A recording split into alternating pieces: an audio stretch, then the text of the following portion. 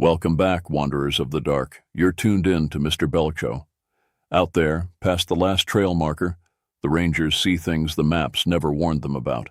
They've seen Bigfoot move silent through the Pacific pines, heard the Wendigo howling on a wind that carried no scent, watched the Mothman glide over Point Pleasant the night before the bridge came down. In the Red Canyons, they've crossed paths with the Skinwalker, wearing a face that almost looked human. And on a quiet trail at dusk, they've met the knot deer, standing too tall, staring too long. This is American folklore, the kind the old rangers only whisper about. Subscribe and walk with us into the trees.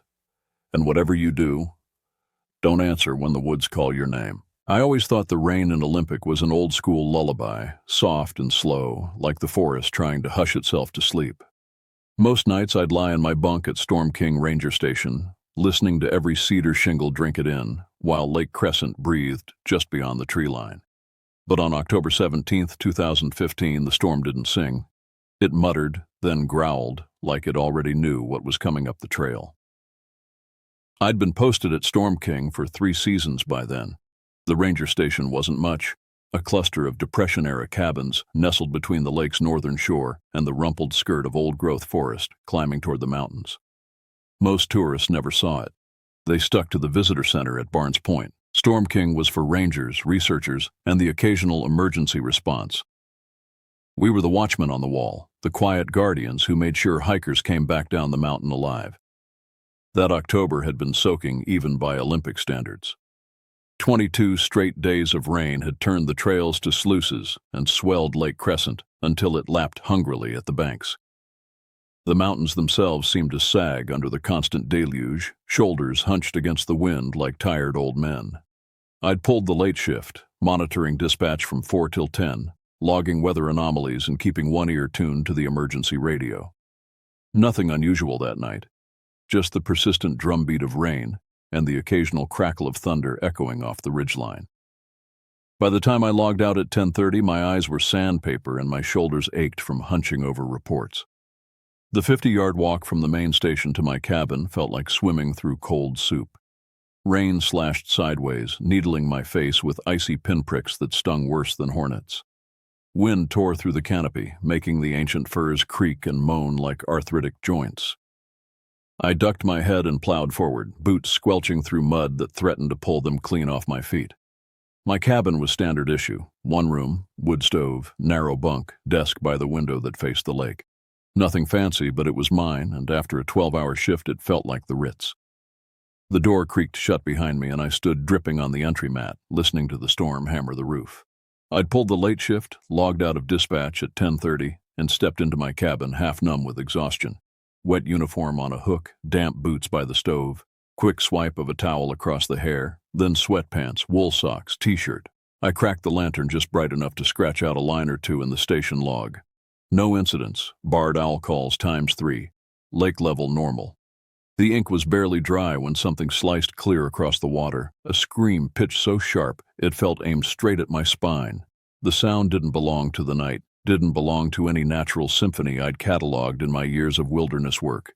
It wasn't the territorial shriek of a mountain lion. It wasn't a night bird. It wasn't the wind playing tricks through the basalt cliffs that ringed the North Shore. This was human, or almost human, and it carried pain sharp enough to cut glass. At first I tried to logic it away. Cougar yowl, drunk campers fooling around, echo off the basalt cliffs. Except it happened again, closer, and this time it wasn't a lone cry, but a jittery chorus of footfalls beating the path to my door. I reached for the drawer where my service pistol was stowed, then hesitated. 3 years on the job had taught me that most emergencies didn't require firearms. They required first aid kits, calm voices, and steady hands. Still, something about that scream had raised the hairs on my neck, and I couldn't shake the image of teeth that had flashed through my mind at the sound. The footsteps reached my porch, and the whole cabin seemed to shudder as someone collided with the door. Then came the pounding, not the measured knock of a fellow ranger, but the desperate hammering of someone trying to outrun something worse than the storm. By the time the hinges rattled under frantic fists, adrenaline had wiped the sleep from my eyes. I cracked the door on its chain and got a face full of rain, mud, and panic. 2 women, 1 brunette, 1 blonde, stood there drenched, pupils blown wide, breathing like they'd sprinted the devil's mile. Blood painted the brunette's sleeve so dark it looked black in the lantern light. "Please," the blonde gasped, water streaming down her face, mixing with tears I couldn't differentiate from the rain. He bit her. That word, bit, hit harder than the wind-driving lake spray across the porch. I killed the chain and swung the door open. They tumbled in, water puddling on my floorboards. The injured one clutched her upper arm with the kind of grip you use when you're afraid something inside might spill out. "I'm Luke," I said, voice steadier than I felt. "Park ranger. You're safe now." The blonde doubled over, hands on knees, sucking air like she'd been underwater. "Kayla," she managed. "That's Mira." Mira didn't seem capable of speech. Her face was chalk white beneath the mud streaks, lips blue with cold or shock, probably both. Her gaze darted toward the windows, then locked on the door I'd just closed, as if expecting it to burst open again at any moment.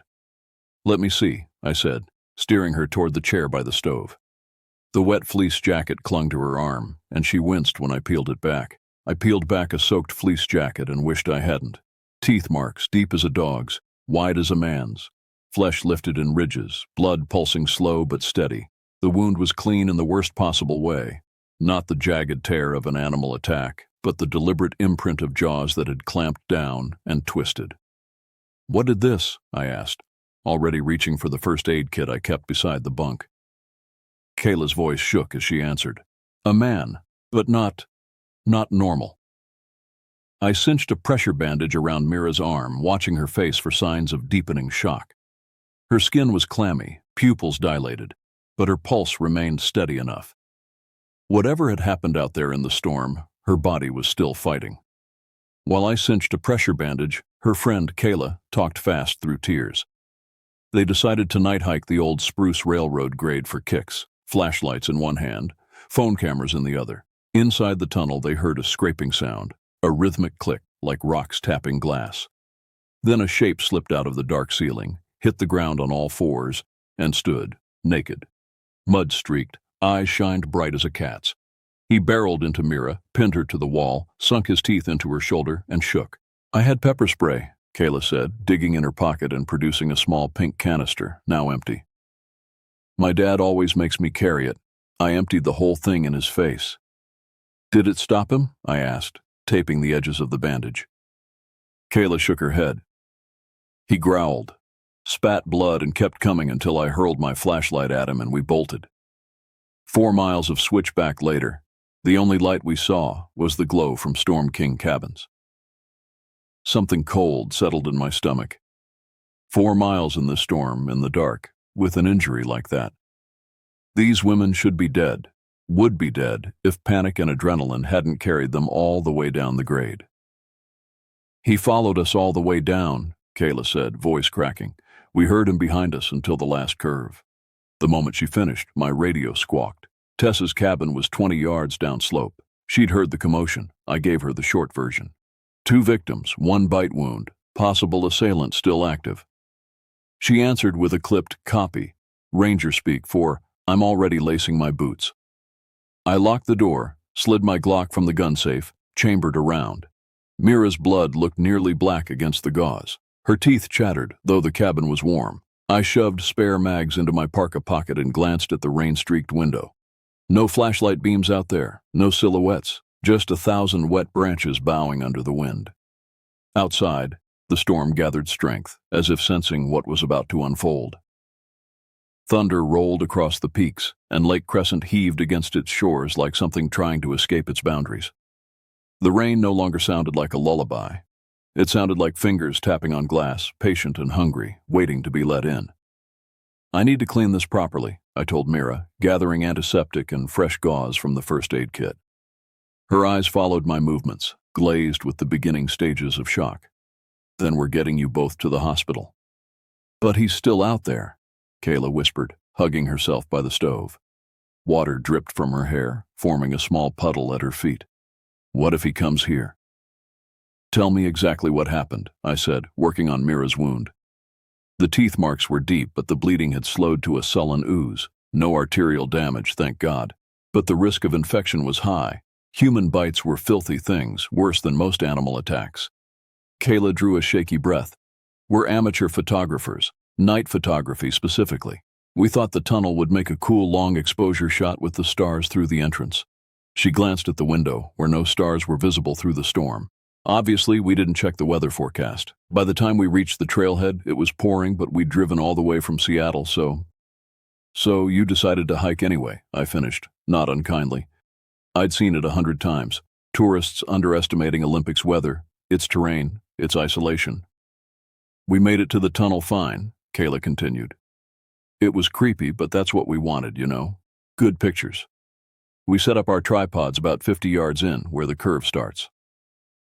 Mira made a small sound, something between a whimper and a word. I paused, antiseptic wipe hovering over the wound. He was watching, she said, voice barely audible above the rain.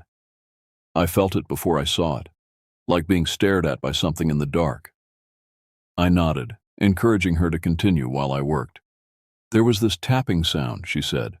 Click-clack, click-clack-clack, like someone playing with stones. I thought it was just water dripping, but it had a pattern. Then what happened? I asked, taping fresh gauze over the bite. Mira's eyes drifted to the window again. He dropped from the ceiling, like a spider, just unfolded himself from the darkness, naked, covered in mud, but his eyes... She swallowed hard. They caught the flashlight and shined green, like a mountain lion's. The description sent a chill through me that had nothing to do with my wet clothes. I'd encountered plenty of strange things in my time as a ranger, lost hikers driven half mad by exposure, meth cookers hiding in the backcountry, even a suicide cult once. But nothing that matched this. He moved so fast, Kayla picked up the story. 1 second he was at the far end of our lights, the next he had Mira against the wall. I couldn't even scream. He just latched onto her arm and started shaking her like a dog with a toy. That's when you used the pepper spray? I asked, finishing with the bandage. Kayla nodded. He let go for a second, but then he came for me. His face was all red from the spray, but he didn't seem to care, just snarled and lunged. I threw my flashlight at him and grabbed Mira, and we ran. I handed Mira a bottle of water and 2 ibuprofen, not nearly strong enough for her pain, but all I had. Did you see anyone else out there? Any camps, hikers, vehicles at the trailhead? Both women shook their heads. We were the only idiots out in this weather, Kayla said bitterly. My radio crackled again, Tess's voice, clear but tight. Luke, I'm at your position. Let me in. I opened the door to reveal my fellow ranger, rain-drenched but alert, her service weapon holstered at her hip. Tess was 5'0" of pure grit, ex-military with search and rescue certification. If I had to pick someone to stand guard in a situation like this, she'd be top of the list. Holy shit, she breathed, taking in the scene. Mira's bandaged arm, Kayla's haunted expression, my Glock on the table. I need you to stay with them, I said, keeping my voice low. I've got to secure the area. You mean go after him, Tess translated, frowning. That's a terrible idea. Wait for backup. Backup is at least an hour out in this weather, I countered. If this guy is as dangerous as they say, we can't risk him attacking someone else. Tess glanced at Mira's wound, then back at me. At least take the shotgun from my cabin. I shook my head. Too bulky for tracking. I'll stick with the Glock. Mira made a small noise of protest. Please don't go out there, she said. He's not right. Something's wrong with him. I pulled on my still damp ranger jacket and checked the magazine in my pistol one more time. That's why I have to find him. If he's sick or injured, he needs help. If he's dangerous, he needs to be contained. You don't understand, Mira insisted, leaning forward. He was talking to something out there, in the tunnel, before he saw us. Like he was having a conversation with the walls. I paused, hand on the doorknob. What did he say? I couldn't make it out. It didn't sound like words exactly, more like... She shuddered. Like he was answering something we couldn't hear. I tried to ignore the goosebumps rising on my arms. Tess, radio the sheriff's department again. Tell them we have an assault with potential mental health crisis. I'm going to find our suspect. I'm going after him, I told them. Tess will stay with you. You're safe here. Safe felt like a paper promise, but it was all I had. I stepped onto the porch, and the night swallowed me whole. Rain drumming the roof, wind hissing through the firs. Every instinct screamed to hold fast. Guard the door, wait for backup. Yet something uglier than fear crawled under my skin. The picture of that tunnel, the width of those teeth marks, the way Mira's pulse fluttered under my fingers. Whatever made that wound was still out there, somewhere between the old railbed and the lake, maybe licking pepper spray off his lips and deciding if he was hungry enough for seconds. The storm had intensified, if that was possible. Wind screamed through the canopy with a voice that sounded almost human. Rain pelted my face like birdshot, each drop a tiny bullet of ice. Visibility extended maybe 15 feet before the world dissolved into watery darkness. I clicked on my headlamp, drew a deep breath, and started down the trail, the barrel of my Glock angled low but ready. Rain sheeted across the beam, turning every droplet into a silver dash. Somewhere ahead, the forest exhaled a low, hollow moan, as if it knew I'd just traded a wooden door for a thin line of light and a prayer. And if Tunnel Man really was waiting in that black throat of concrete above the lake, I planned to make sure he never tasted anyone's blood again. The ranger compound faded behind me, just a pinprick of yellow back through the fir needles. Every other light in Olympic felt smothered by the storm. No moon, no cabin porch glow. Nothing but my headlamp cleaving a tunnel through the sheets of rain. The beam made the drops look like silver nails, driven hard and fast from the sky.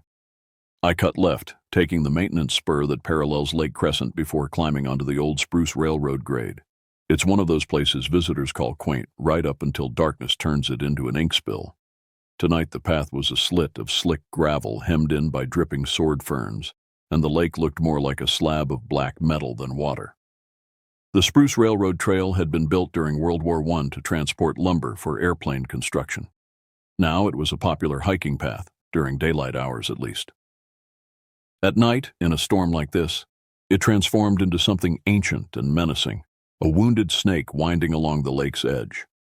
5 minutes in, I found the first print. Barefoot, length of my own boot, sunk an inch into mud soft as pudding. A lazy heel-drag groove trailed each step, as though the guy couldn't decide whether to stand or crawl. Rain was already pooling in the hollow, grinding flecks of grit into the shape, but I could still see tiny crescents at the front. Toenails. Human. Definitely fresh. I crouched lower, shielded my light from the rain with my body. Human, but barely. The stride pattern was all wrong. Too wide, too splayed.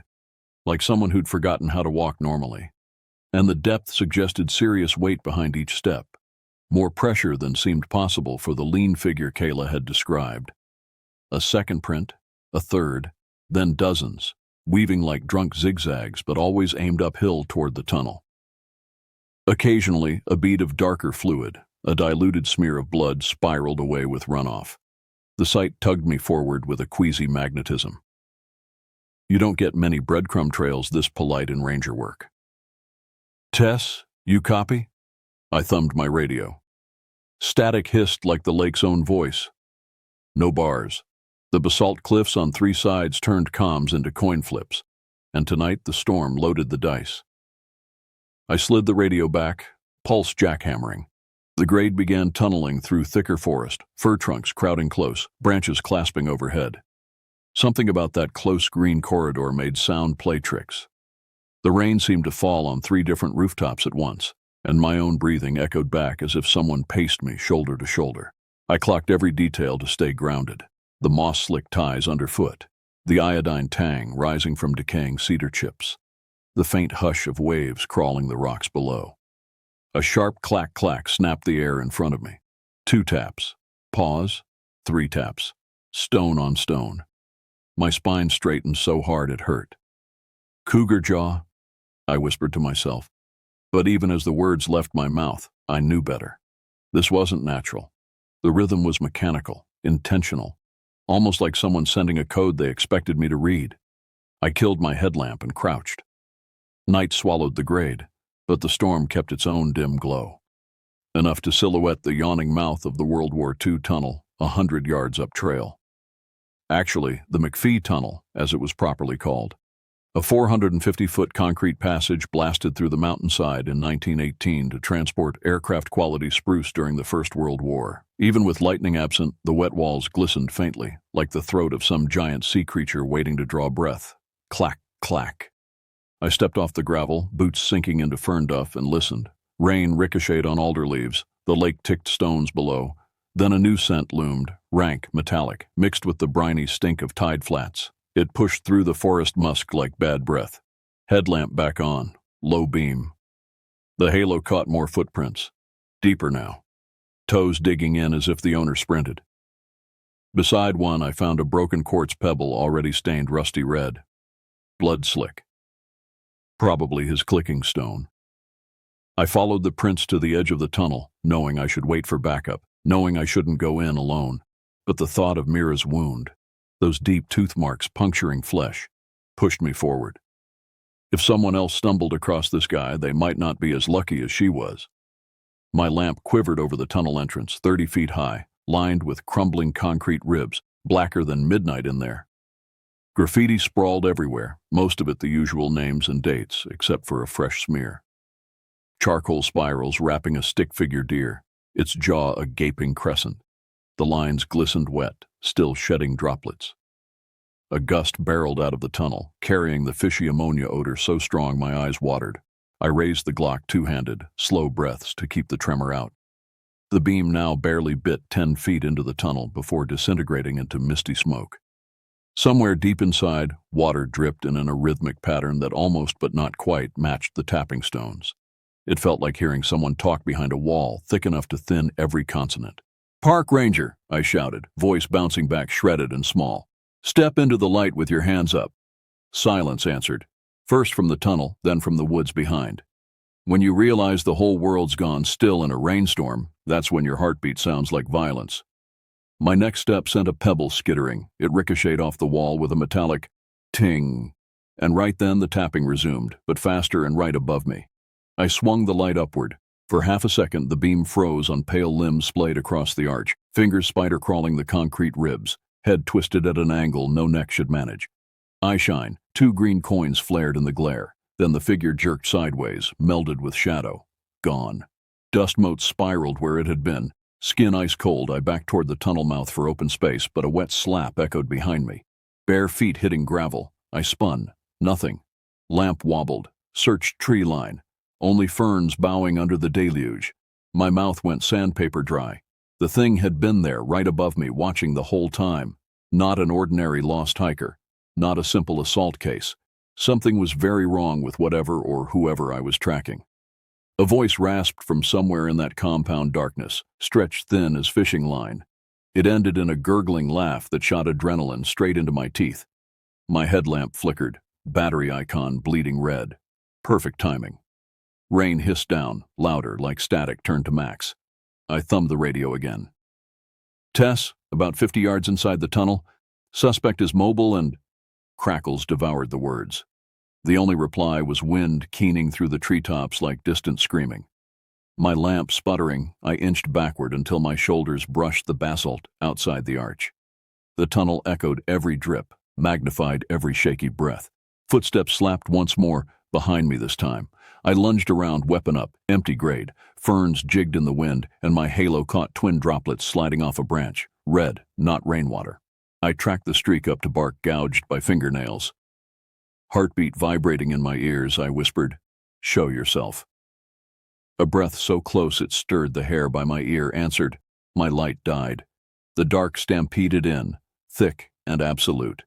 Somewhere close, gravel scattered, the rush of something sprinting. I pivoted by instinct, Glock raised, finger tightening on the trigger I could no longer see. Thunder cracked overhead, a white flash silhouetting a lean form lunging out of the trees, arms outstretched, teeth bared. I pulled the trigger, but the storm swallowed the gunshot and the scream together, and then everything was motion and rain, and the smell of salt-rot breath closing in. When people talk about time slowing down during a fight, they forget to mention the way memory breaks apart. The thunder flash seared the tunnel mouth white, and in that strobe, I saw everything at once. The attacker's ribs knotted with bite scars, water glittering on his teeth, arms veined like tree roots. Then darkness crashed back in, thick enough to choke on. My first shot went wide. Muzzle flash lit maybe 3 feet, but he was already inside that radius, swinging a fist that felt more like a wooden mallet. Stars burst in my skull. The Glock skittered somewhere into black water. The next moment, my shoulders slapped slick gravel, and a knee speared into my chest, forcing air out with a squawk I barely recognized as my own. He smelled of brine and rotted kelp, breath hot enough to scald despite the cold rain. Fingernails, cracked and soil-packed, dug for my face. I clawed at his wrist, felt tendons flex like braided wire under mud-slick skin. He growled the same half-word, "Gra," spittle flecking my cheek. Then teeth flashed, aiming for my throat. Instinct, not bravery, saved me. I jammed my forearm between his jaws. Pain detonated as incisors punched through raincoat and flesh, but bone stopped the bite before he severed anything vital. I screamed, half rage, half terror, and headbutted him square in the nose. Cartilage crunched, warm blood sprayed my face. His weight shifted. I used the opening, rolled us sideways, and slammed an elbow into the side of his neck. He hissed, scrambling like a wet cat. My knee found his ribs once, twice, until something gave with a hollow snap. He retreated a yard on all fours, hacking wet breaths that sounded too close to barks. Lightning pulsed outside, silhouetting him, thin, shaking, yet still coiled to spring. In the brief bloom of light, my eyes snagged on a glint halfway between us. The Glock, 10 feet, maybe 12, felt like a mile over slick ballast. He moved first, lunging for me instead of the gun. I feinted right, dove left, palms skidding through ankle-deep water, fingers latching cold steel. In the same motion I spun onto my hip, brought the pistol up two-handed. His shadow loomed, arms wide, head thrown back in an animal scream. I fired. The tunnel exploded with sound and light. Impact folded him mid-stride, a crimson mist mixing with rain spray. Second shot, center mass, dropped him to his knees. He pitched forward onto gravel, clutching his stomach, howling something that might have been words if pain hadn't chewed them into mush. I crab-crawled back, gun trained on the dim lump. Adrenaline tried to shake the weapon from my hands. He twitched, fingers raking stones, then went still except for ragged breaths. Every drip in the tunnel sounded like a gun cocking. I held aim, counting them. 1 Mississippi, 2 Mississippi. By 20, I risked the radio again. Static.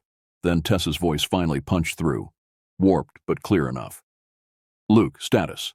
Suspect down, tunnel mouth, need medevac, backup, rabies protocol. I'm, bit. On our way. The words tasted surreal. Suspect down. Like this was paperwork, not a man bleeding into midnight water. But the training took over. Unload mag, replace with fresh. Keep him covered from 8 yards. My arm throbbed where teeth had met skin. Blood ran warm inside my sleeve, washed cold outside by rain. I crawled closer, keeping the gun steady. In the dim, ambient light filtering through the tunnel mouth, I could make out more details of my attacker. Male, mid-30s maybe, though it was hard to tell under the grime. Skin pale as cave fungus where it wasn't covered in mud or blood. Ribs visible under taut skin, each one crosshatched with old scars, bite marks, dozens of them, in various stages of healing. His breathing was labored but steady. Eyes half closed, glinting in what little light remained. He muttered continuously, a stream of sounds that almost shaped themselves into words before dissolving back into moans. "Who are you?" I asked, not expecting a coherent answer. His head lolled toward me. Graves, he rasped. David Graves. The name meant nothing to me, but the fact that he could speak at all surprised me. I kept the gun trained on him. Why did you attack those women? Why did you bite them? His eyes rolled wildly for a moment, then fixed on something beyond me. Something only he could see. The mountain, he whispered. It's hungry. What mountain? Storm King, he said, then coughed, a wet, terrible sound. It speaks through the water, through the rock, demands, feeding. A chill that had nothing to do with the rain crawled up my spine. This guy was clearly delusional, maybe drug-induced psychosis. But something about the way he said it, like he was reciting a fact as basic as gravity, made my skin crawl. How long have you been out here? I asked. His lips stretched in what might have been a smile. Time's different, in the hollow. Before I could ask what he meant, headlights splashed the far end of the tunnel, and multiple beams crisscrossed the darkness. Backup had arrived. Minutes stretched until red-blue strobes painted the forest wall. Tess arrived first, pump action ready, eyes wide even for her. Deputies right behind, guns up. I barked positions, voice wobbling like bad radio. They cuffed the suspect. He didn't resist, just whimpered and muttered about echoes in the hollow under Storm King. Paramedics rolled in, slit my raincoat, flushed the bite, wrapped my forearm. Another team packed gauze into the attacker's wounds, slipping an airway between crimson-foamed lips. As they loaded him onto a litter, he locked eyes with me, pupils blown black, nose crooked, still smiling through blood. "The mountain's still hungry," he rasped, words wet and ruined. They pumped fentanyl, and whatever fight remained leaked out of him. Sirens carried him into the storm. Tess stayed silent while deputies swept the tunnel with beams and cameras. Evidence piled fast. Quartz-clicking stones stained dark, rabbit pelts half-eaten, 2 driver's licenses from missing hikers laminated in gore, and charcoal spirals on concrete still damp enough to smear. When the adrenaline dump finally let go, I shook so hard Tess had to guide me outside. Dawn bled peach across Lake Crescent, mist curling like breath from a tired giant. Wind rattled the fir crown. I remember thinking the world looked exactly the same, which felt obscene after what had happened in the dark. They found a cave 50 yards upslope from the tunnel, accessed by a narrow chimney hidden behind a fallen cedar. Inside, nightmare tableau. A nest of salvaged sleeping bags crusted with blood and other fluids. Scattered bones, some animal, some not. Stolen camping gear. Missing persons posters with faces neatly cut out and arranged in a spiral. A journal filled with pictographs that looked like the charcoal drawings in the tunnel, interspersed with cramped, spidery writing. The FBI's Behavioral Analysis Unit spent 2 weeks attempting to decode the journal. What they pieced together was a descent into madness, documented in real time. David Graves, 37, park volunteer, disappeared during a geological survey 3 years earlier. Rangers searched for weeks, found nothing. The lake, everyone assumed. It had claimed others before. The journal's early entries were normal enough, observations about rock formations, water levels, local wildlife. Then a change around month 4. References to voices in the tunnel. "They sing through the stone." Paranoia. "Someone watching me from the water." Isolation psychosis, the expert said. But the later pages were something else. Detailed descriptions of cannibalistic rituals. Graves believed Storm King Mountain was sentient, hungry, demanding tribute. Caves beneath the range formed a digestive system. The lake, its entrance. The tunnels, its throat. He saw himself as its servant, keeping it fed. "Classic psychotic break," the lead psych evaluator told me at the preliminary hearing. "Environmental triggers, possible childhood trauma, extended isolation. The human mind needs stimulation, connection. Without it, we create our own realities." I nodded along, let her believe I bought it. Didn't tell her about the dreams I'd started having, the tapping stones, the voice in the water. The hunger that woke me at odd hours, teeth aching. 3 surgeries and 4 months of physical therapy later, I was cleared for duty. The bite had taken a chunk of my forearm, but nerve function remained mostly intact. "Lucky," the doctors kept saying. "Quarter-inch deeper, you'd have lost use of your hand." The trial, when it finally came, was a media circus. "Tunnel cannibal faces justice," the headlines screamed. Graves sat thin as a ghost in County Orange, wrists shackled to a belly chain. Psychiatric medications kept him docile, almost catatonic. Bandages cocooned his torso. Eyes stared through people like they were tinted glass. When the judge asked if he had anything to say, he leaned toward the microphone, lips splitting around the gauze. I kept it fed, but it's still there, his voice barely above a whisper. "Storm King needs more." Court officers hustled him out before reporters could scramble. Didn't matter. The phrase headlined every local site by noon. Tourists started showing up at the ranger station asking for cannibal tours. Some bureaucrat in Olympia decided to rename the trail. Bad for business, they said. No mention of missing hikers or the families left wondering. I drove back to the ranger station. Stepped into my cabin and found an envelope on the bunk. No return address. Inside, a photo of Mira and Kayla outside Harborview Medical Center. Arms raised in mock victory, stitches peeking under gauze, on the back in looping Sharpie. Because you were there, we're still here. I pinned it above the desk, right over my incident report. A reminder of what we'd all survived, what we'd never really escape. The park tried to pretend it never happened. Visitors kept coming, hikers kept hiking, tunnel got a fancy renovation the next summer. Safety improvements, they called it. New lights, smooth concrete, no more places for nightmares to hide. But rangers knew. We felt it. Something had changed in the way storms broke over Storm King, the way mist clung to the tunnel mouth, the way the lake sometimes went glass still when it should have rippled. One night, 6 months after, I found Tess staring at the mountain from the station dock, rain misting her face like tears. "You hear it too, don't you?" she asked without turning. I didn't need to ask what she meant. The tapping, stone on stone. 3 quick beats, then 2 slow. A rhythm that followed me into sleep. "I requested transfer 3 times, she said. "They keep denying it. Say they're understaffed." "Where would you go?" I asked.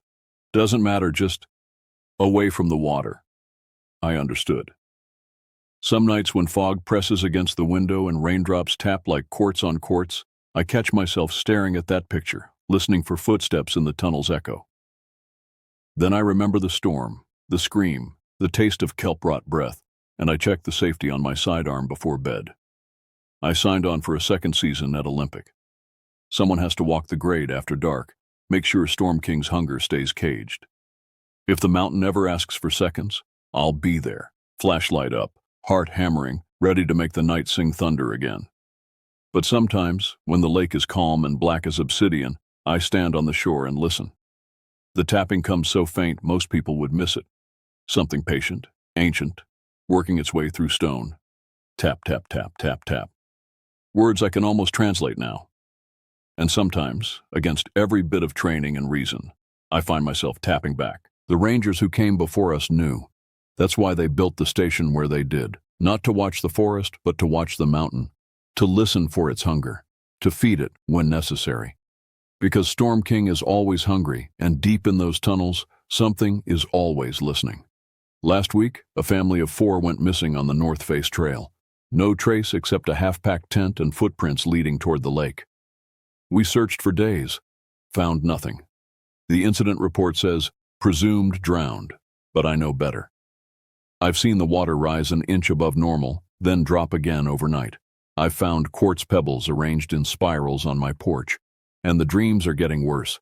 Caves beneath the mountain, vast and winding. A hollow voice through stone. Feed me. I keep a journal now, like Graves did. Not because I'm turning into him, but because someone needs to know.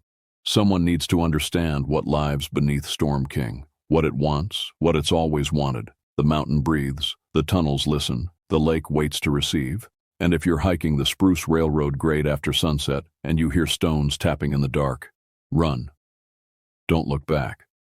Don't answer. Because I might not be the one responding anymore. I always thought the rain in Olympic was an old-school lullaby, soft and slow, like the forest trying to hush itself to sleep. Now I know it's something else entirely. The sound of hunger, the sound of patience, the sound of Storm King whispering, "Soon." My name is Tom Matthews, and this happened back in 2002 when I was working as a seasonal park ranger in White Mountain National Forest up in New Hampshire.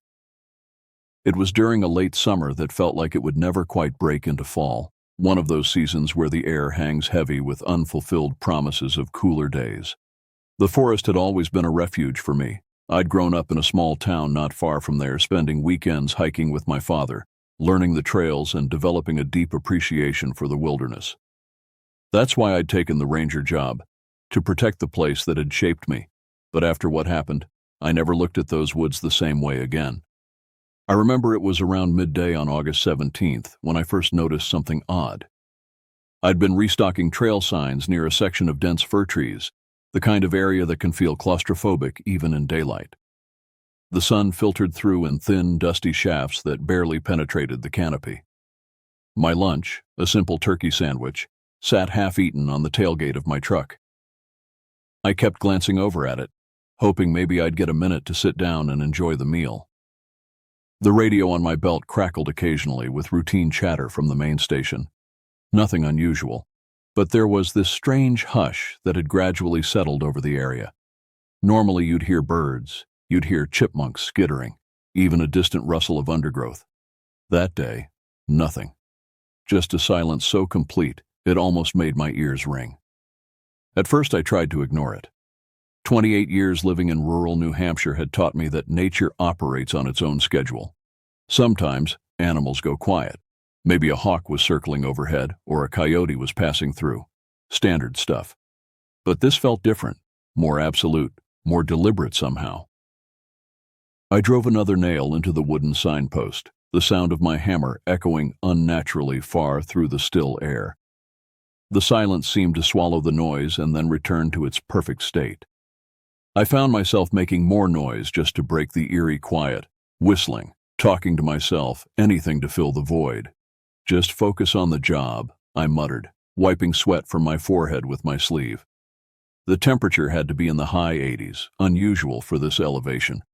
The air felt thick and close. By noon, I couldn't shake the feeling that something was off. I radioed back to the station. Base, this is Ranger Matthews at Marker 17 on the East Ridge Trail. You notice anything strange today? Over.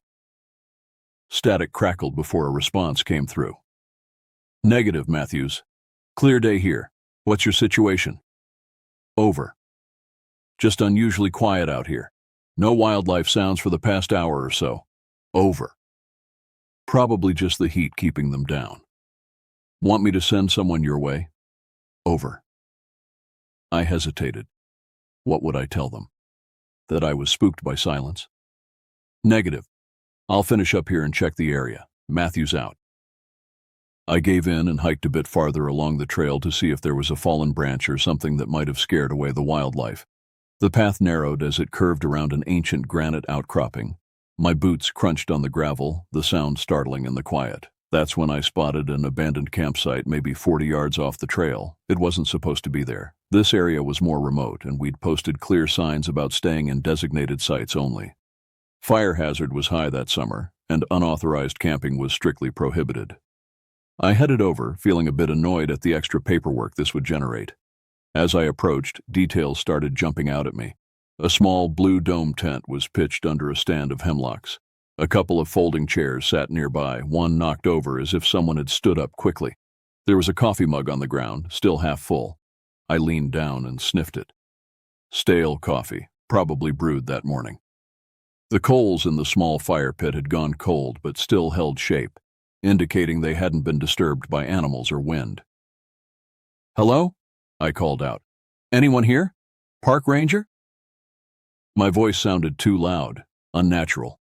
The words seemed to hang in the air and then drop to the ground, absorbed by the pine needles carpeting the forest floor. Nothing. No response. I approached the tent cautiously. The entrance flap was unzipped, hanging open. I called out again before peering inside. Empty sleeping bags lay neatly arranged. A flashlight sat on top of one. Some trail mix was scattered across a sleeping pad, as if someone had been eating it in bed. A paperback novel with a makeshift bookmark, a gas station receipt, lay spine up, saving someone's place. But no sign of people. This unsettled me more than I cared to admit. Folks don't usually leave their tent and supplies behind without a reason. I noted a small backpack in the corner of the tent. Opening it revealed typical hiking gear. A first aid kit, extra socks, a map of the White Mountains with some trails highlighted in yellow. I stood up and surveyed the surrounding area. The ground was mostly covered in pine needles, so not much to see in terms of footprints. I ran my hand over my short beard, tried to think logically. Maybe they'd had an emergency and went for help. Maybe they'd gone for a day hike and gotten lost. But they'd left everything behind, including their water bottles. A small digital camera sat on one of the camp chairs. I picked it up and turned it on, telling myself I was looking for clues to the campers' identities. The most recent photos showed a young couple, early 20s, athletic-looking, smiling at various points along the trail. The last image was from the previous evening, a sunset shot of their campsite, everything peaceful and in order. I put the camera back and made some notes in my logbook. I'd report it when I got back to the station. Maybe search and rescue would need to be notified. As I walked back toward the trail, something caught my eye. A flash of color against the brown forest floor about 20 feet beyond the campsite. I veered toward it and found a red baseball cap partially covered by fallen leaves. I picked it up. Boston Red Sox was embroidered on the front, the brim bent from wear. It matched the hat the male camper had been wearing in the photos. That's when I noticed the drag marks. Subtle but unmistakable. A narrow depression in the pine needles and dirt, as if something heavy had been pulled through the underbrush. The mark was about 18 inches wide and disappeared into a thicker stand of trees to the north. I followed the trail for about 10 feet before it vanished where the ground became rockier. Standing there, I felt the hair on the back of my neck rise. The silence pressed in around me like a physical presence. I suddenly became aware of how alone I was, how the dense forest blocked any view of the trail or my truck. "Hello?" I called again, louder this time. My hand instinctively moved to the bear spray on my belt. Not that it would help much if this was a human threat. Only silence answered. I quickly photographed the scene with my department-issued camera, documenting the campsite, the drag marks, and the hat's location. Then I headed back to my truck at a pace that was just short of running. I decided I'd finish the signpost I'd been working on. Staying busy seemed better than letting my imagination run wild. And then I'd report what I'd found. The drag marks troubled me. They suggested something bad had happened, but I'd seen no blood, no signs of violence. Just an abandoned camp and that unsettling silence.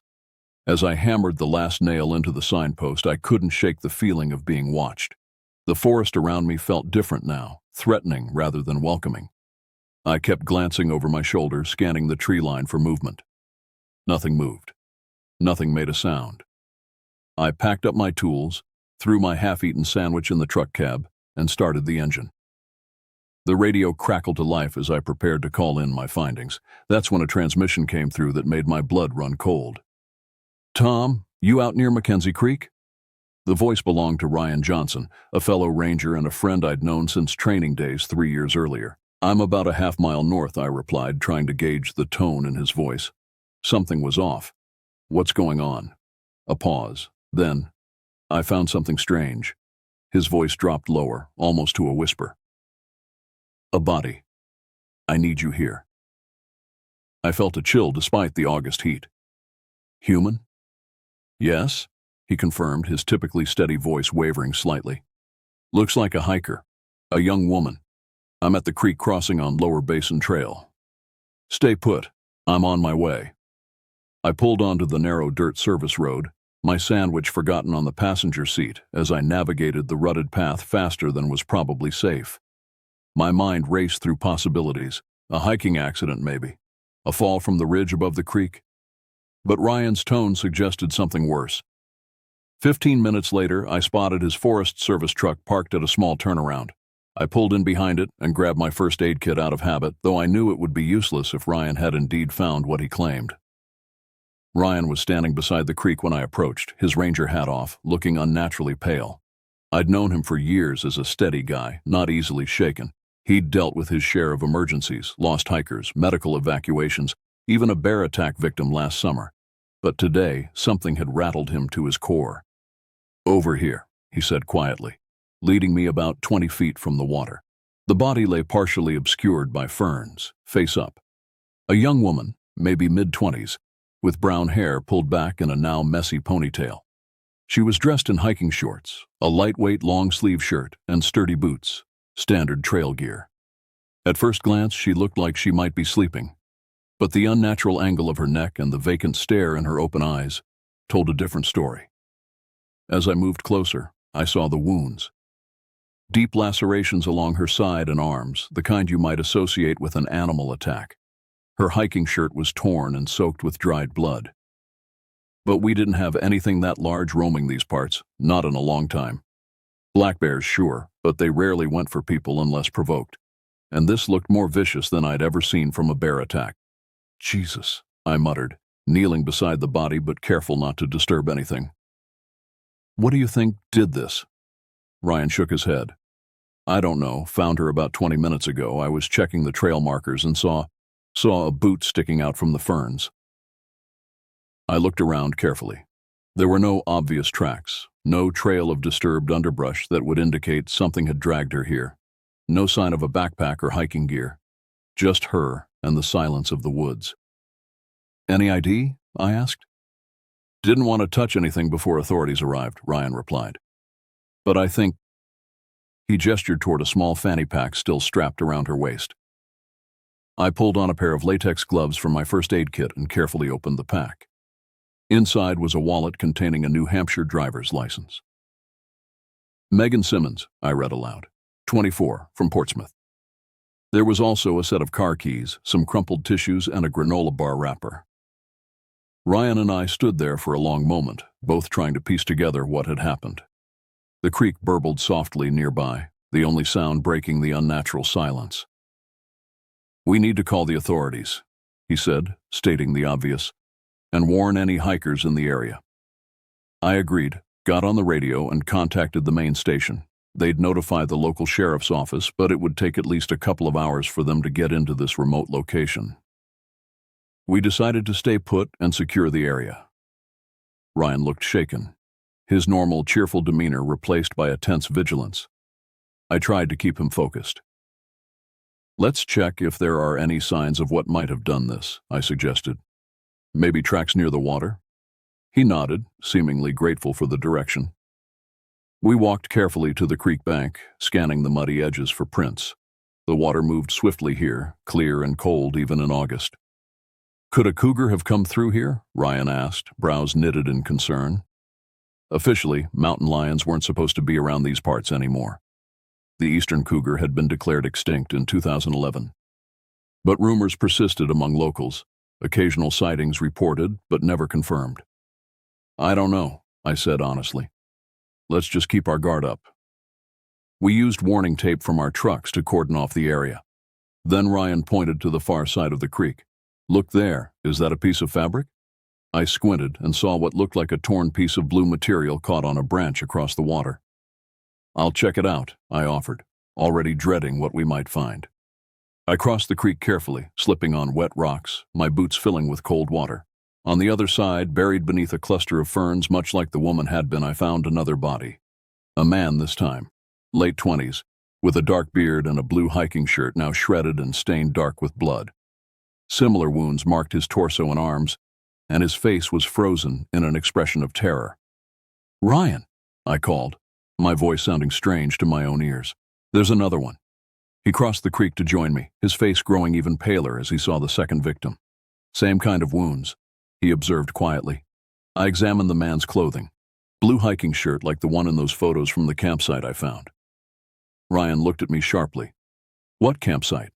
I quickly told him about the abandoned camp I'd discovered earlier, the drag marks, the eerie silence. You think these are the same people? He asked. Seems likely. Young couple, matching the description. Campsite looked like it was abandoned in a hurry this morning. I glanced back at the dead man's face, trying to match it to the smiling hiker in the camera photos. It was hard to tell with the blood and the frozen expression of fear, but it could be the same person. What could do this? Ryan whispered almost to himself. What kind of animal attacks two people and drags them to different locations? I had no answer.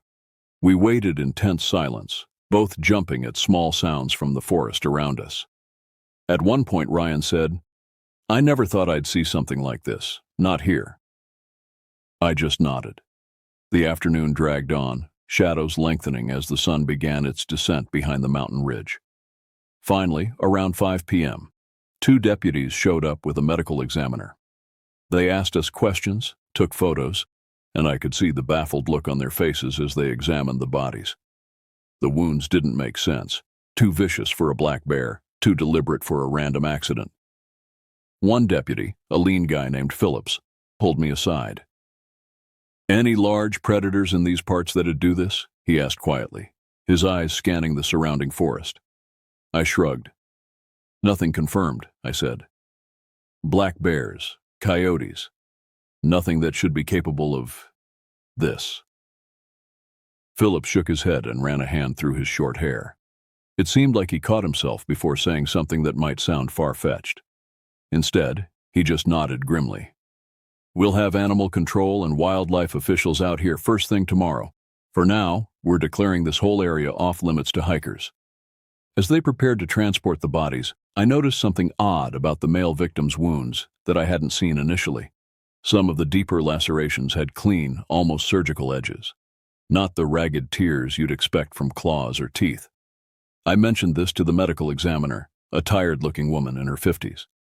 She frowned, examining the wound more closely. "You're right," she murmured. "Unusual pattern, almost like—" She trailed off, shaking her head.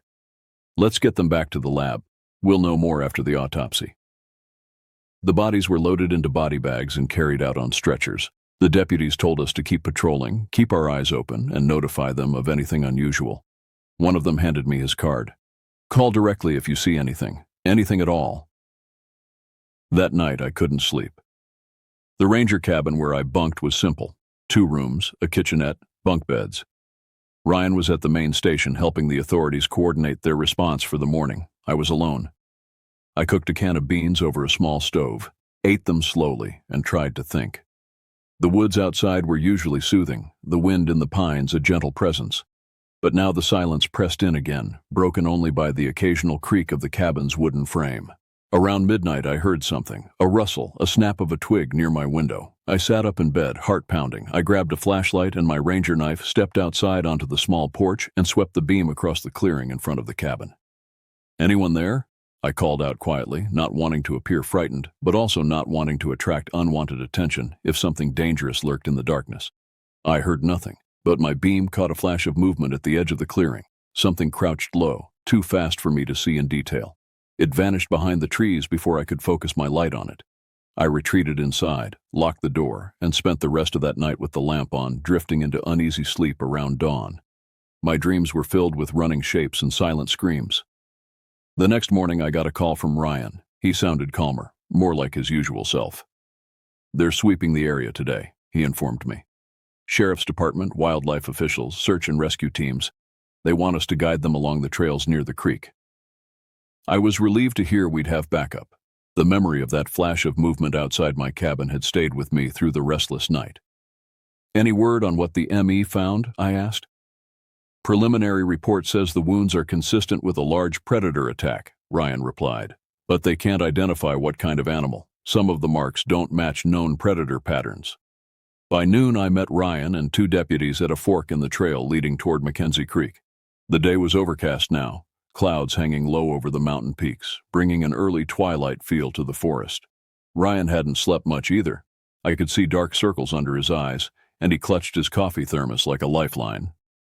"Plan is to check all trails within a 3-mile radius of where we found the bodies," one of the deputies explained.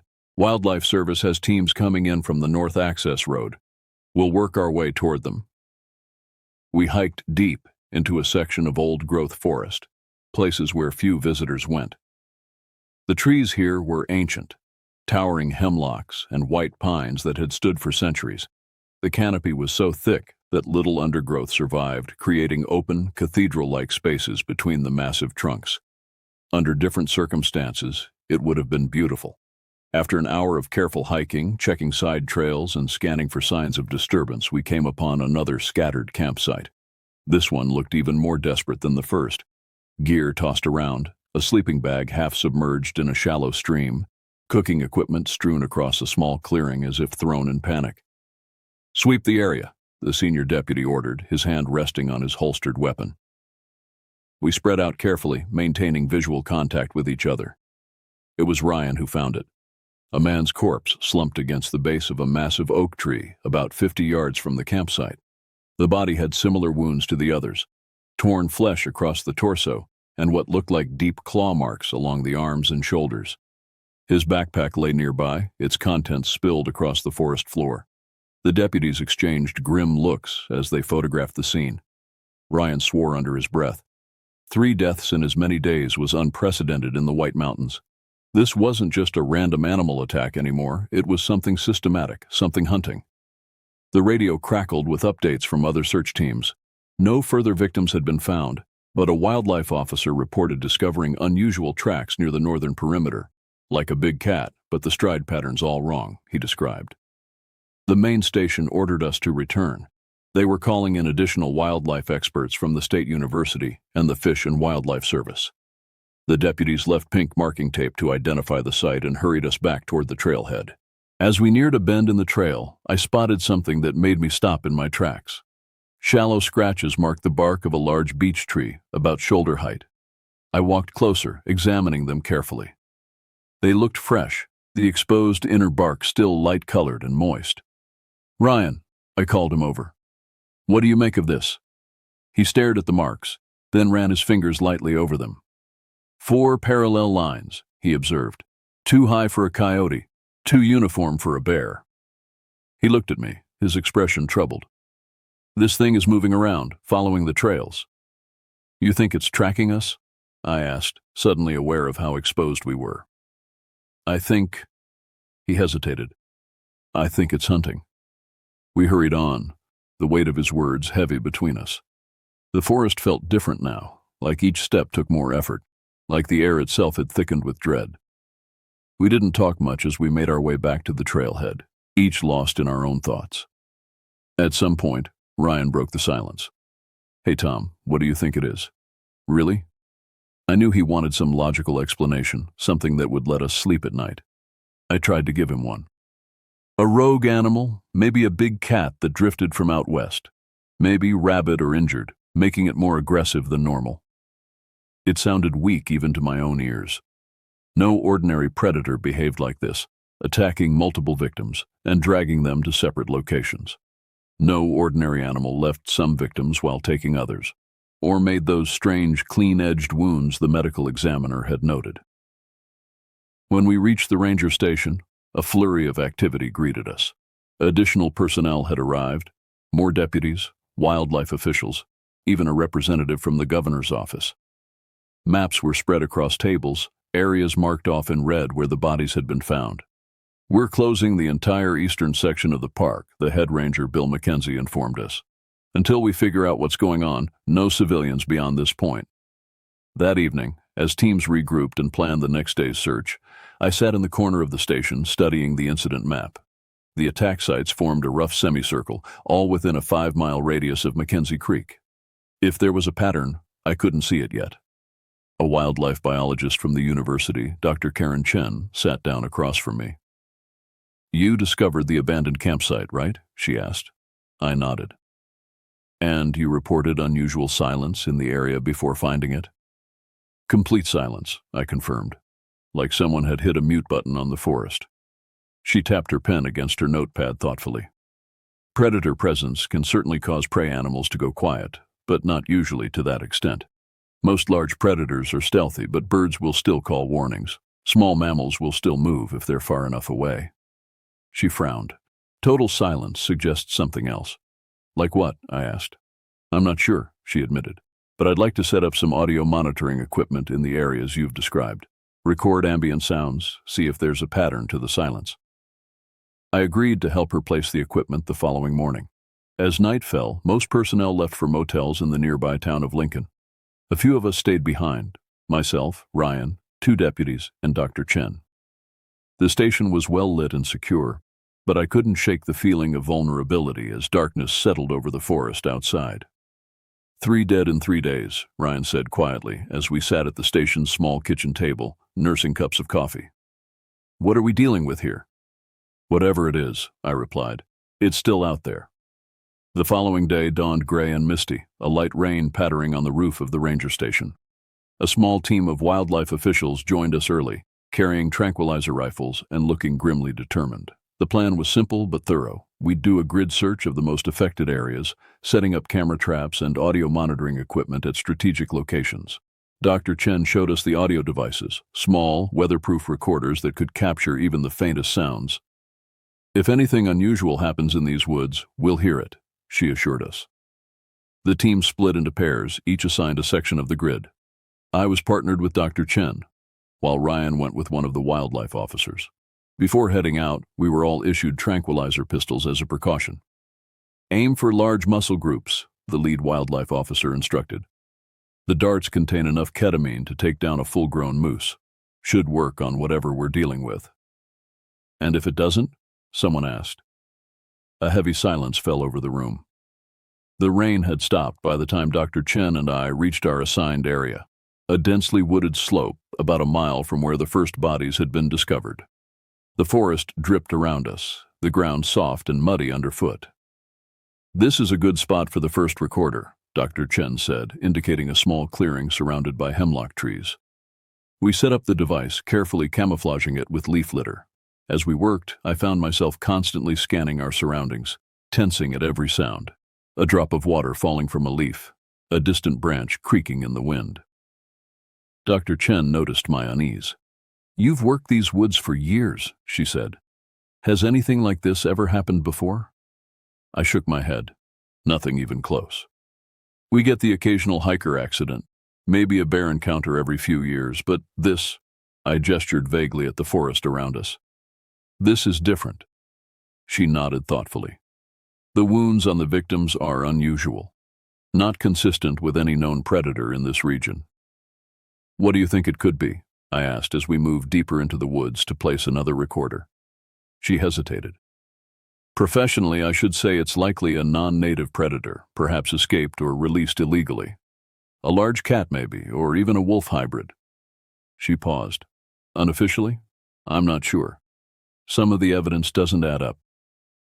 We continued our work in silence, placing recorders and camera traps at intervals throughout our assigned grid. By mid-afternoon, we'd covered most of the area and were heading toward our rendezvous point with the other teams when Dr. Chen suddenly stopped. "Do you hear that?" she whispered. I listened. Nothing. Absolute silence had fallen again, just like before. No birds, no insects, no rustling leaves despite the light breeze I could feel on my face. "We should move," I said quietly, unholstering the tranquilizer pistol. We quickened our pace, maintaining silence as we navigated the increasingly dense undergrowth. The forest seemed to press in around us, the trees closer together, the shadows deeper. A crackle from my radio made us both jump. "All teams," came Ryan's voice, strained and urgent. "We've found something. Grid point D7, get here now." Grid point D7 was less than half a mile from our position. We hurried toward it, careful to move quietly despite our haste. When we arrived, we found Ryan and his partner, along with 2 other teams, gathered around what appeared to be a partially eaten deer carcass in a dry creek bed. The deer's body was torn open, ribs exposed, internal organs missing, but it wasn't the typical feeding pattern of a predator. The wounds were too precise, almost surgical in some places. The wildlife officials examined it, muttering about bite patterns and claw shapes. They seemed confused and increasingly concerned. One official, a bearded fellow named Peterson, suggested it might be a rare large cat that had migrated from another region.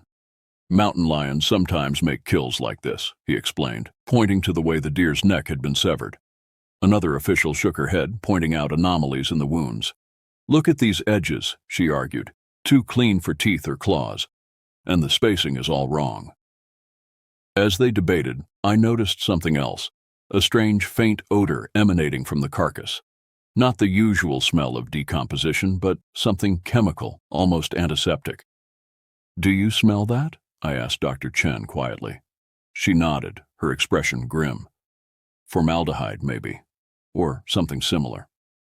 "Why would a wild animal's kill smell like chemicals?" I whispered. She had no answer. The air grew colder as evening approached.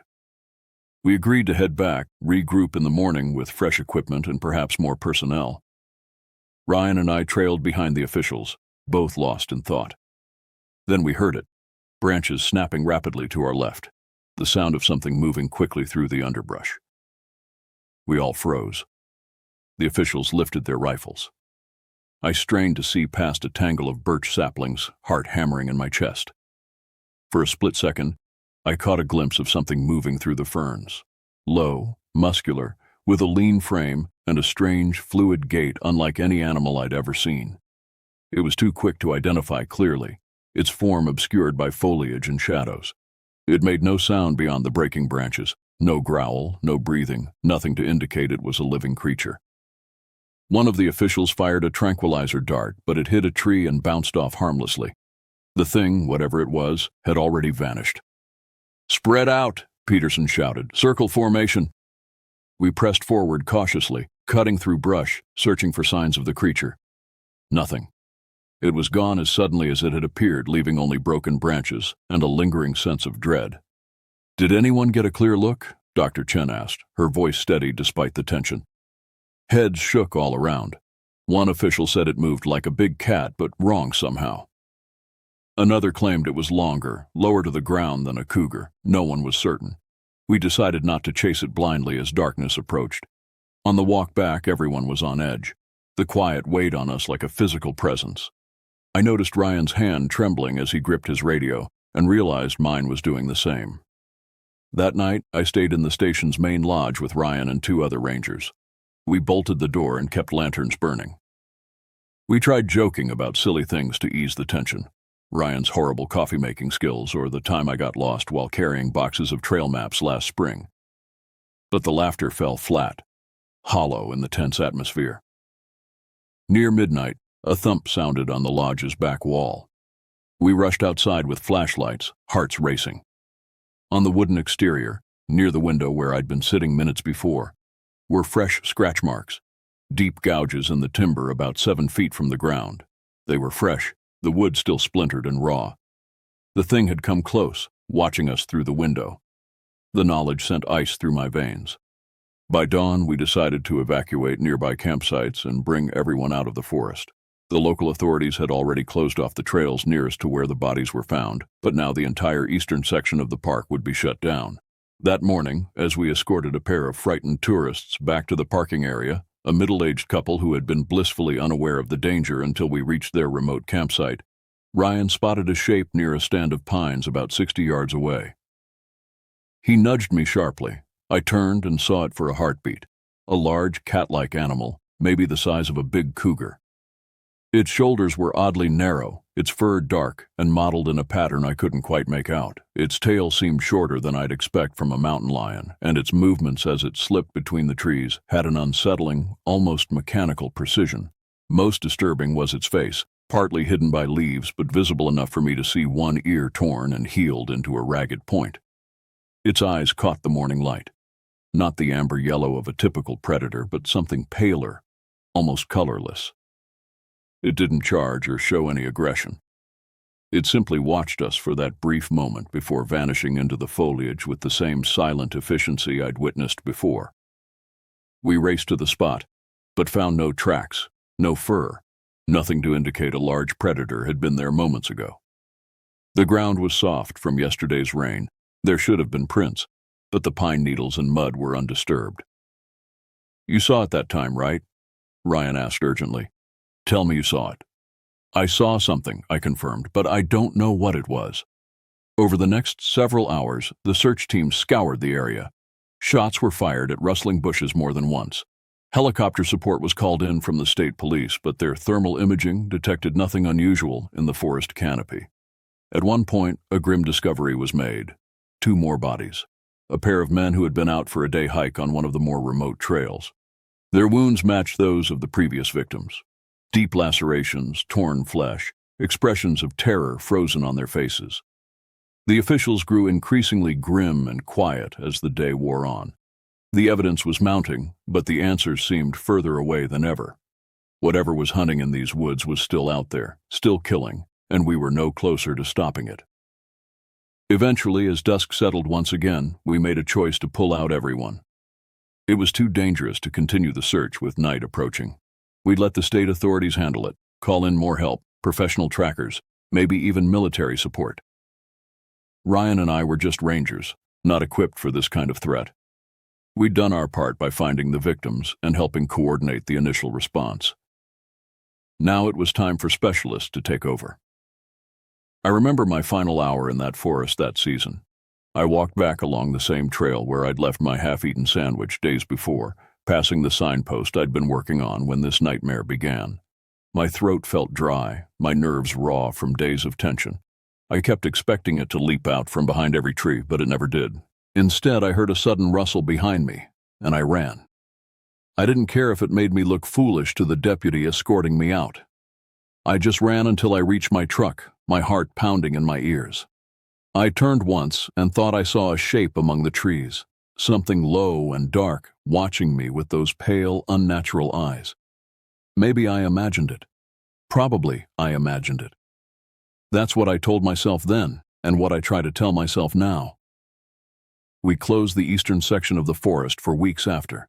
The authorities never officially confirmed what it was that stalked those woods. Some claimed it was a lone predator passing through, a mountain lion or escaped exotic pet that had developed unusual hunting patterns. Others suggested it was a diseased animal driven to unusual aggression by rabies or some brain parasite. The medical examiner's full reports were never made public. I heard rumors, though. Rumors about wounds that couldn't be explained by any known animal attack, about strange chemical traces found in the victim's tissues, about claw marks that contained no DNA from any recognized species. They never caught it, not while I was there. I left my seasonal job at the end of September, earlier than planned. The Park Service understood. 3 of us rangers requested transfers or resignations in those final weeks. The forest had changed for us. What was once a sanctuary had become something else, something unknowable and hostile. I moved to Vermont, took a job as a nature guide for a private resort. Safer work, controlled environments, no deep woods, no remote trails. The official story released to the press was that a rogue mountain lion had been responsible for the deaths. The park reopened fully the following spring, with new warning signs about wildlife and extra ranger patrols in the affected areas. I followed the news reports obsessively for months afterward. There were no more deaths reported in White Mountain National Forest that year. The killings stopped as mysteriously as they had begun. But I still think about it. The memory of that silence and the bodies we found returns sometimes when I'm alone in the woods, even the gentle, manicured woods of the Vermont resort where I now work. I can't help but wonder if that thing still roams between the trees, patient and quiet, while we pretend everything is fine. About a year after I left, I got a call from Ryan. He'd stayed on at White Mountain, promoted to senior ranger after several others left. He was drinking when he called, his words slightly slurred. "They found something, Tom," he said without preamble. "Up near the old fire tower, another body." My blood ran cold. "When?" "Last week. They're keeping it quiet. Don't want another panic." He paused, and I could hear ice clinking in a glass. "But it's different this time. The body. It wasn't torn up like the others."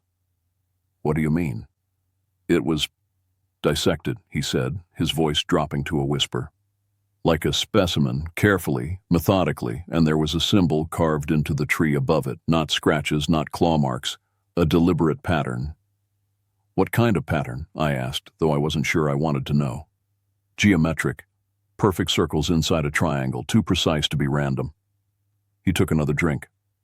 "Tom, I don't think this is an animal. I don't think it ever was." I didn't know what to say to that. We talked a bit longer, but Ryan was getting more incoherent as the alcohol took hold. Before hanging up, he said one last thing that stayed with me ever since. "It's still watching us, Tom. I can feel it sometimes when I'm out on patrol. That silence follows me now. And sometimes, at night, I see eyes reflecting in my flashlight beam. Not animal eyes, something else." I never heard from Ryan again after that call. I tried reaching out a few months later and learned he'd taken an indefinite leave of absence. His replacement told me he'd become unreliable and paranoid, constantly reporting sightings that couldn't be verified. 5 years have passed since those terrible days in White Mountain National Forest. I've built a new life, found new routines. I still work outdoors, but always in groups, always in well-traveled areas.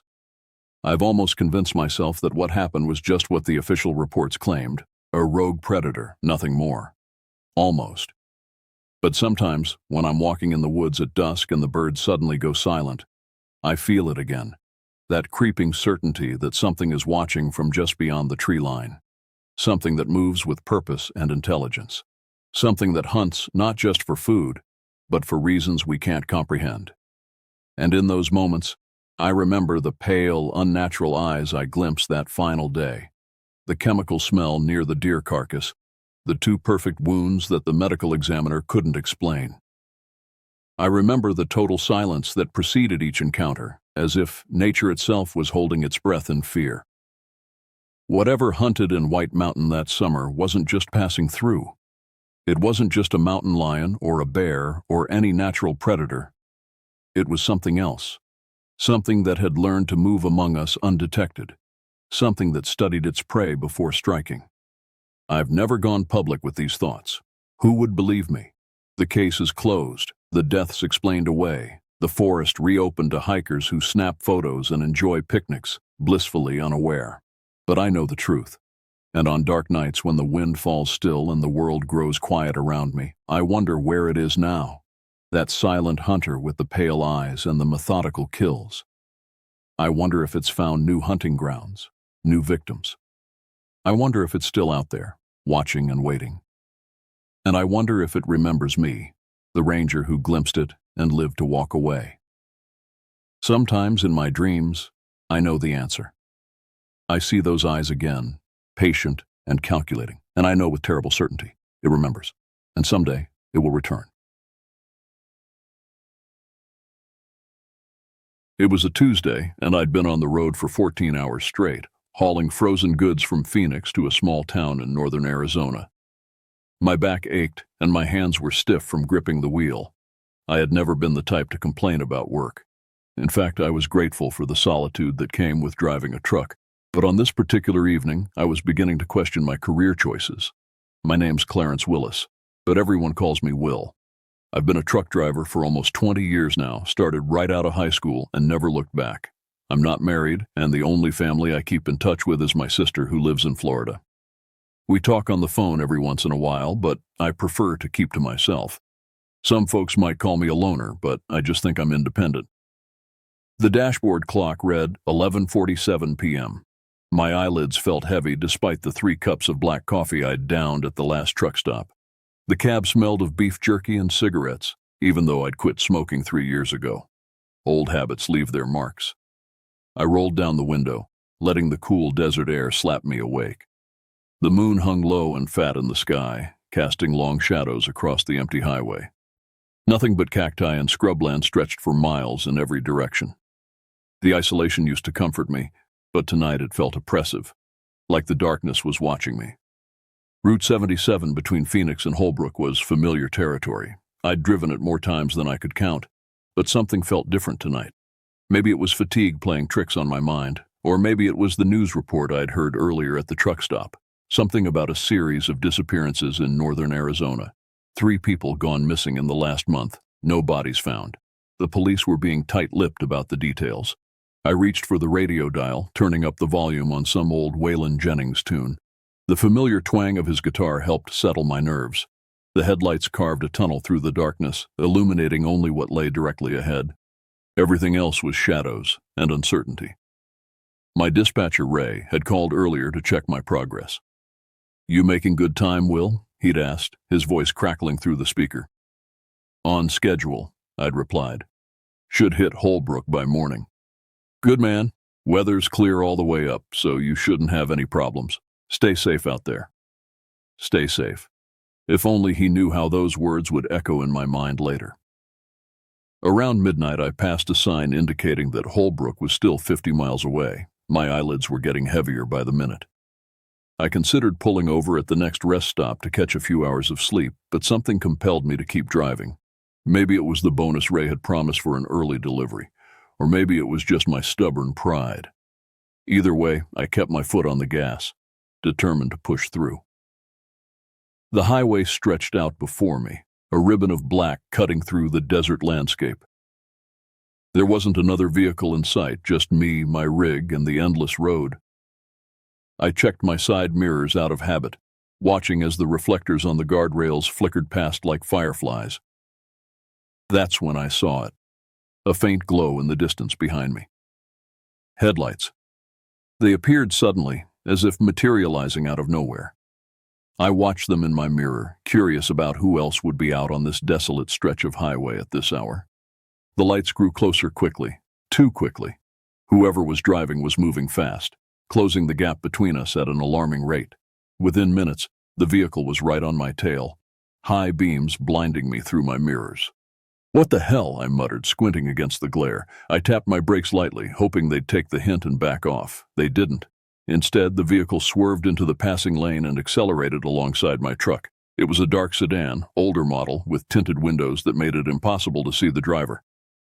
As it pulled even with my cab, I tensed, half expecting, what? A gun barrel poking out the window? Some kind of road rage incident? But nothing happened. The car simply maintained its position beside me for several long seconds, as if studying my rig, before suddenly accelerating and shooting ahead. I watched its taillights grow smaller in the distance, feeling a strange sense of unease. Something about that car seemed wrong, but I couldn't put my finger on what it was. Within minutes, the taillights disappeared around a bend in the road, and I was alone again. I shook my head, trying to clear away the paranoia. "Get it together, Will," I said aloud. "It's just another car on the road."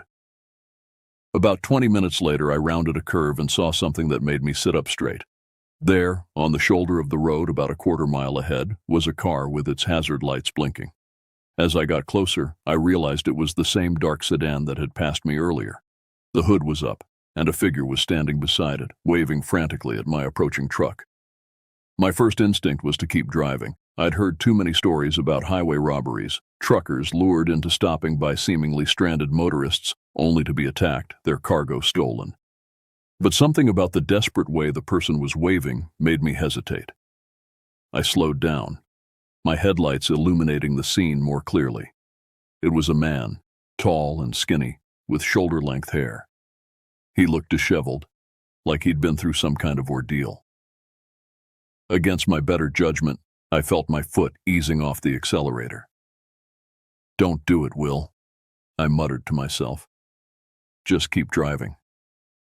But even as I said it, I was already pulling my rig onto the shoulder, coming to a stop about 20 feet in front of the broken-down car. I sat there for a moment, engine idling, debating whether I'd just made a terrible mistake. Through my side mirror, I could see the man approaching my truck, his movements urgent but cautious. Something about his gait seemed off, like he was favoring one side. I reached under my seat, fingers wrapping around the cold steel of the tire iron I kept there, just in case. Then I killed the engine, pocketed the keys, and stepped out into the night. "Evening," I called out, keeping a safe distance between us. "Car trouble?" The man stopped about 10 feet away. Now that I was closer, I could see him more clearly in the ambient light from my truck's headlamps. He was younger than I'd initially thought, maybe early 30s. His hair was dark and greasy, hanging in limp strands around a gaunt face. The clothes he wore, jeans and a check shirt, were rumpled and stained, like he'd been wearing them for days. "Yeah." He nodded quickly, eyes darting between me and my truck. "Thanks for stopping. Been stuck here for hours." "What seems to be the problem?" I asked, still not moving any closer. "Engine died on me," he said. "I think it might be the alternator or something. You know about cars?" I shook my head. "Not much. I'm a driver, not a mechanic." The man shifted his weight, and that's when I noticed he was keeping his left arm strangely rigid against his side. "Got a phone I could use? Mine's dead." "Where are you headed?" I asked, ignoring his question. "Holbrook," he replied without hesitation. "Was supposed to be there hours ago." I nodded slowly, taking note of how his eyes never seemed to settle in one place for long. "Coming from where?" "Gallup," he said. "Had to make a stop in Phoenix for work. Now I'm trying to get back home." The story made sense, but something about the way he told it felt rehearsed, like he'd been practicing the lines. I took a step closer, shining my flashlight in his direction, ostensibly to check out his car, but really to get a better look at him. That's when I saw it. A dark stain on his shirt, just below his left shoulder. In the harsh beam of my flashlight, it looked black, but I knew what it was. Blood. "You hurt?" I asked, trying to keep my voice casual. His right hand moved instinctively to cover the stain, and his eyes narrowed slightly. "Nah, just had a little accident earlier. Nothing serious." I nodded, pretending to accept his explanation, but my internal alarms were blaring. This guy was hiding something, and whatever it was, I didn't want to get involved. "Listen," I said, taking a step back toward my truck. "I should probably get going. Got a schedule to keep." A flash of panic crossed his face. "Wait," he said quickly. "Could you at least give me a ride to the next town? I've been stuck here for hours, and you're the first person who stopped." I hesitated, weighing my options. Every instinct told me to get back in my truck and drive away. But what if he really was just a guy with bad luck who needed help? I'd been in tight spots myself over the years, and there had always been someone willing to lend a hand. "What's your name?" I asked. He blinked, as if the question caught him off guard. Dan. Dan Mitchell." The slight pause before he answered didn't escape my notice. "I'm Will," I said, not offering my hand. "I can give you a ride into Holbrook. It's on my route anyway." Relief flooded his features. "Man, thank you, I really appreciate it." "Let me just check something in my truck first," I said, turning back toward the cab. "Give me a minute." Once I was safely back inside, I locked the door and took out my phone. No service. Of course. This stretch of highway was notorious for dead zones. I glanced at my CB radio, considering calling for assistance, but decided against it. If this guy was dangerous, I didn't want to tip him off that I was suspicious. I reached under the seat and grabbed my tire iron, slipping it into the side pocket of my door where I could reach it easily. Then I took a deep breath and unlocked the passenger door. "Hop in," I called out to him. "But I've got to warn you, it's going to be a quiet ride. I need to focus on the road." Dan nodded eagerly and approached the passenger side. As he climbed in, I noticed again how he favored his left side, careful not to jar his shoulder as he settled into the seat. The cab filled with a sour smell, sweat mixed with something metallic. Fear? Blood? I couldn't be sure, but it made the hair on the back of my neck stand up. I started the engine and pulled back onto the highway, acutely aware of the stranger sitting just a few feet away from me. The interior lights dimmed as we picked up speed, casting Dan's face in shadow. "Thanks again for this," he said, breaking the silence. "I thought I was going to be stuck out there all night." "No problem," I replied, keeping my eyes on the road. "So, you're a roofer?" He glanced at me, confusion momentarily crossing his face before he nodded. "Yeah, that's right. How'd you know?" "Just a guess," I lied. "Your hands. They look like you work with them."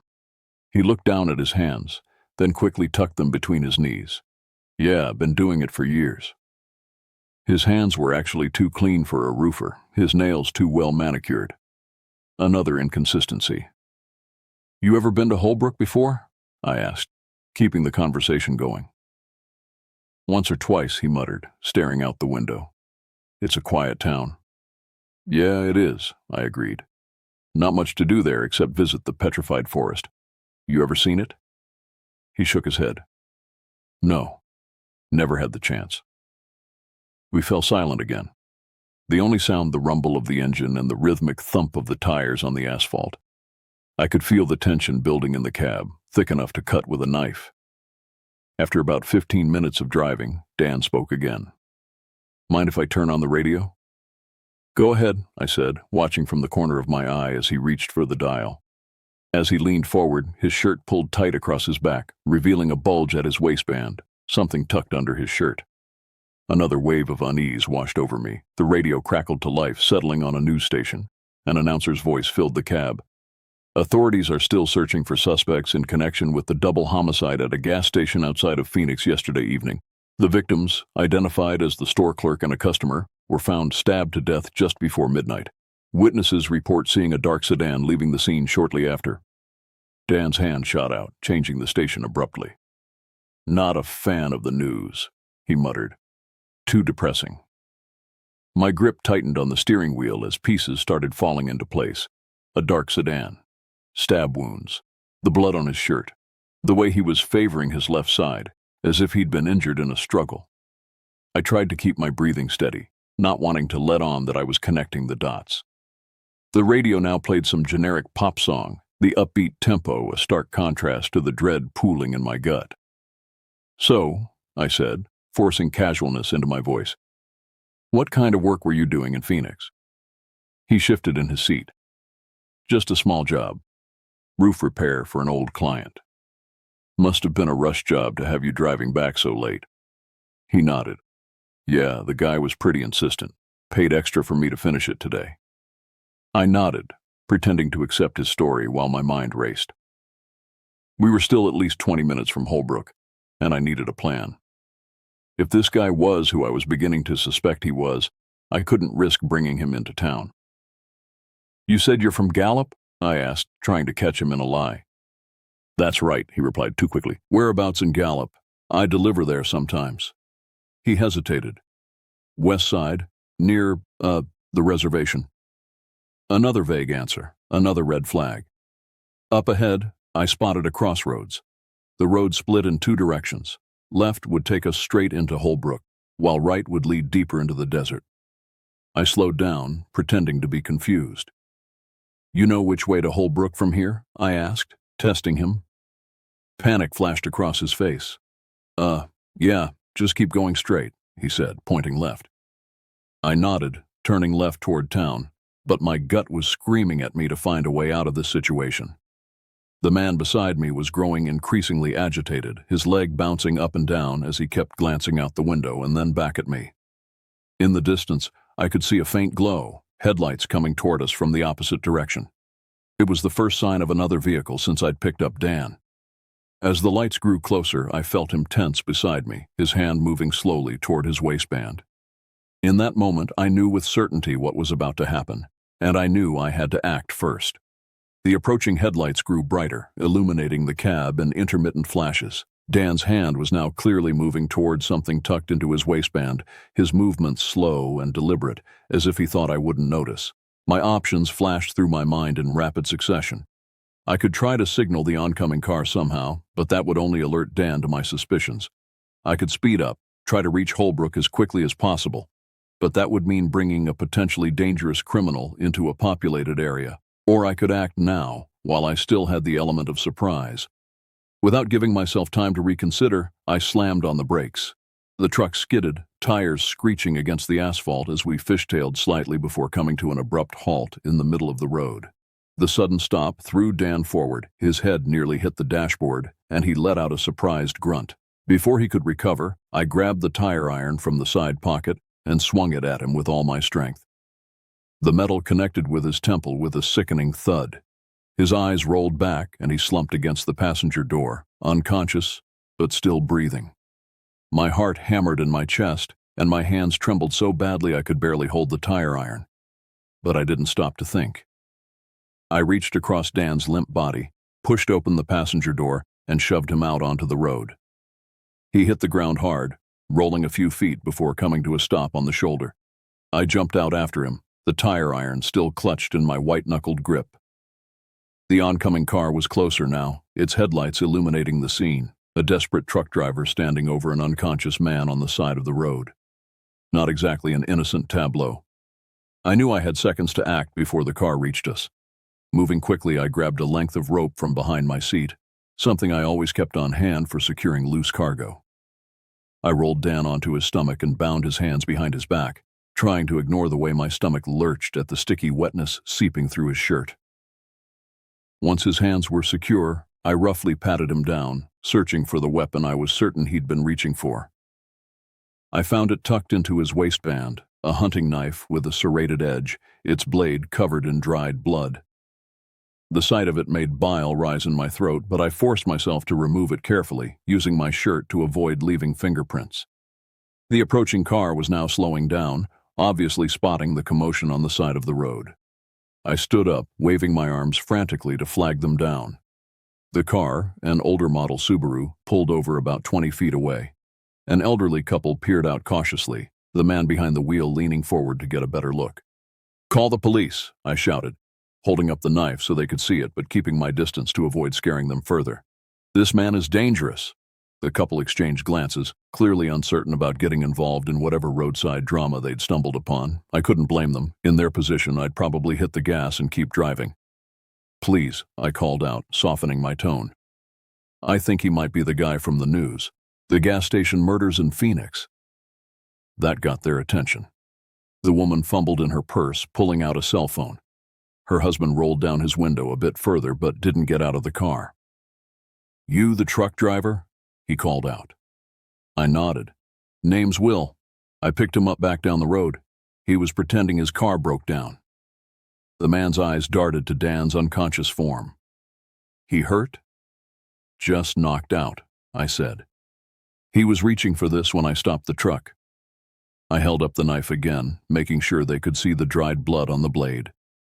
The woman was speaking rapidly into her phone, presumably to a 911 operator. Her husband kept his eyes on me, his expression wary, but no longer fearful. "Police say to stay on the line," the woman called out after a moment. "They're sending units from Holbrook. Should be here in about 10 minutes. 10 minutes. It felt like an eternity to stand on the side of a dark highway with an unconscious possible murderer at my feet and two strangers watching my every move. But I had no choice. "Did he say anything?" the man asked, breaking the tense silence. "About what he did?" I shook my head, not directly, but he got real nervous when the radio mentioned the gas station murders. "And look at this." I carefully rolled Dan onto his side, revealing the dark bloodstain on his shirt. "That's not ketchup." The man grimaced. "Jesus." "Yeah," I agreed. "Jesus is right." We fell silent again, all of us watching Dan for any sign of consciousness. He remained still, save for the shallow rise and fall of his chest. I kept a tight grip on the tire iron, ready to defend myself if he woke up suddenly. In the distance, I heard the faint wail of sirens. The sound grew louder, accompanied by the flash of blue and red lights cutting through the darkness. Relief washed over me in a dizzying wave. I hadn't realized how tense I'd been until that moment, when help was finally on the way. Two police cruisers pulled up behind the elderly couple's car, and 4 officers emerged, hands on their holstered weapons as they approached cautiously. I stayed perfectly still, the tire iron dangling from my hand, waiting for instructions.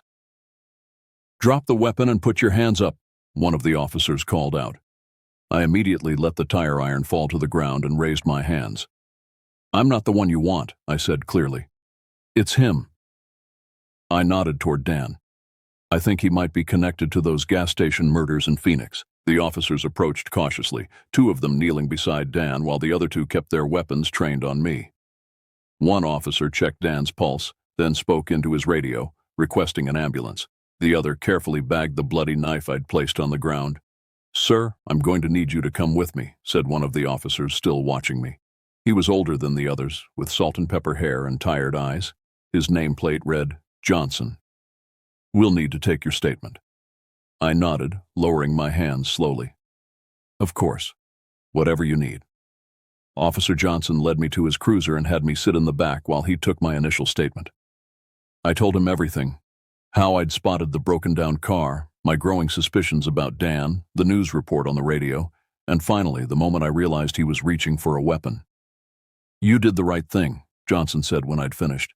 "If this is the guy we think it is, you probably saved lives tonight." "So, you know who he is?"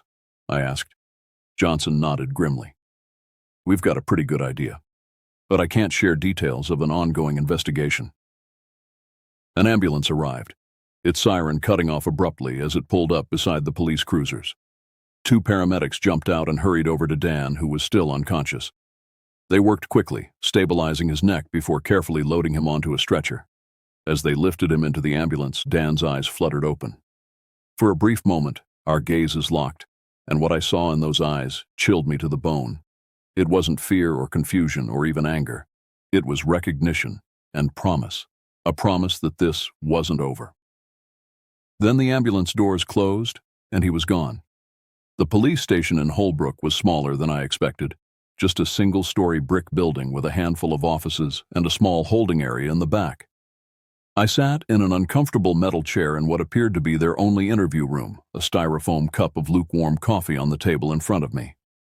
I'd been there for over an hour, repeating my story to various officers, each one taking notes and asking slightly different questions. The repetition was exhausting, but I understood the necessity. If Dan really was connected to the gas station murders, they needed to get every detail right. The door opened and Officer Johnson entered, followed by a tall woman in plain clothes. She had short, dark hair and the no-nonsense demeanor of someone who'd seen it all. "Mr. Willis," Johnson said, "this is Detective Rivera from the Phoenix Police Department. She's been working the gas station homicides." I nodded a greeting, too tired for pleasantries. Rivera took the seat across from me, placing a thin file folder on the table between us. "First, Mr. Willis, I want to thank you for your actions tonight," she began, her voice surprisingly gentle. We've been tracking this suspect for the past 36 hours, and thanks to you, he's now in custody." "So he is the guy you were looking for?" I asked. Rivera nodded, opening the file and turning it so I could see the contents. Inside was a mugshot of Dan, except the name printed below the photo wasn't Dan Mitchell. "Eric Landon," Rivera said. 34 years old, extensive criminal record, including armed robbery, assault, and suspected involvement in at least 2 other homicides before the gas station incident. I stared at the mugshot, taking in details I hadn't noticed in the dim light of my truck. The coldness in his eyes, the slight smirk, the overall impression of someone who took pleasure in the suffering of others. "The victims at the gas station," I said quietly. "Who were they?" Rivera hesitated, as if deciding how much to share.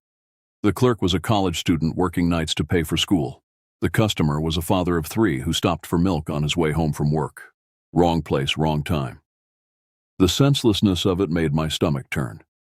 2 lives snuffed out for what? A few $100s from the register? The thrill of wielding power over others? "We found Landon's car about a mile from where you picked him up," Johnson added. "Hidden behind some rocks just off the highway. Looks like it ran out of gas, and he decided to try his luck flagging down a passing vehicle." "Lucky me," I muttered. "Actually, yes," Rivera said. "Lucky for a lot of people. Landon was headed to Flagstaff, where he has contacts, people who would have helped him disappear. If you hadn't stopped him, we might never have caught him." I took a sip of my coffee, grimacing at the cold bitterness. "What happens now?"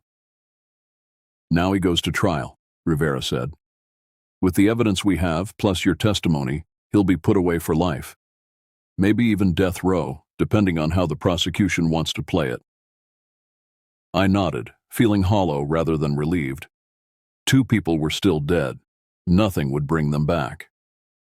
"There's something else you should know," Rivera continued, her expression grave. "When we searched Landon's car, we found some concerning items." She pulled a photograph from the file and slid it across the table. It showed the interior of Landon's sedan, the passenger seat covered with various items: duct tape, zip ties, a pair of heavy-duty work gloves, and a folded tarp. "What am I looking at?" I asked, though I had a sinking feeling I already knew. "A kill kit," Rivera said bluntly. Landon wasn't just fleeing from the gas station murders, he was planning his next crime. Johnson cleared his throat.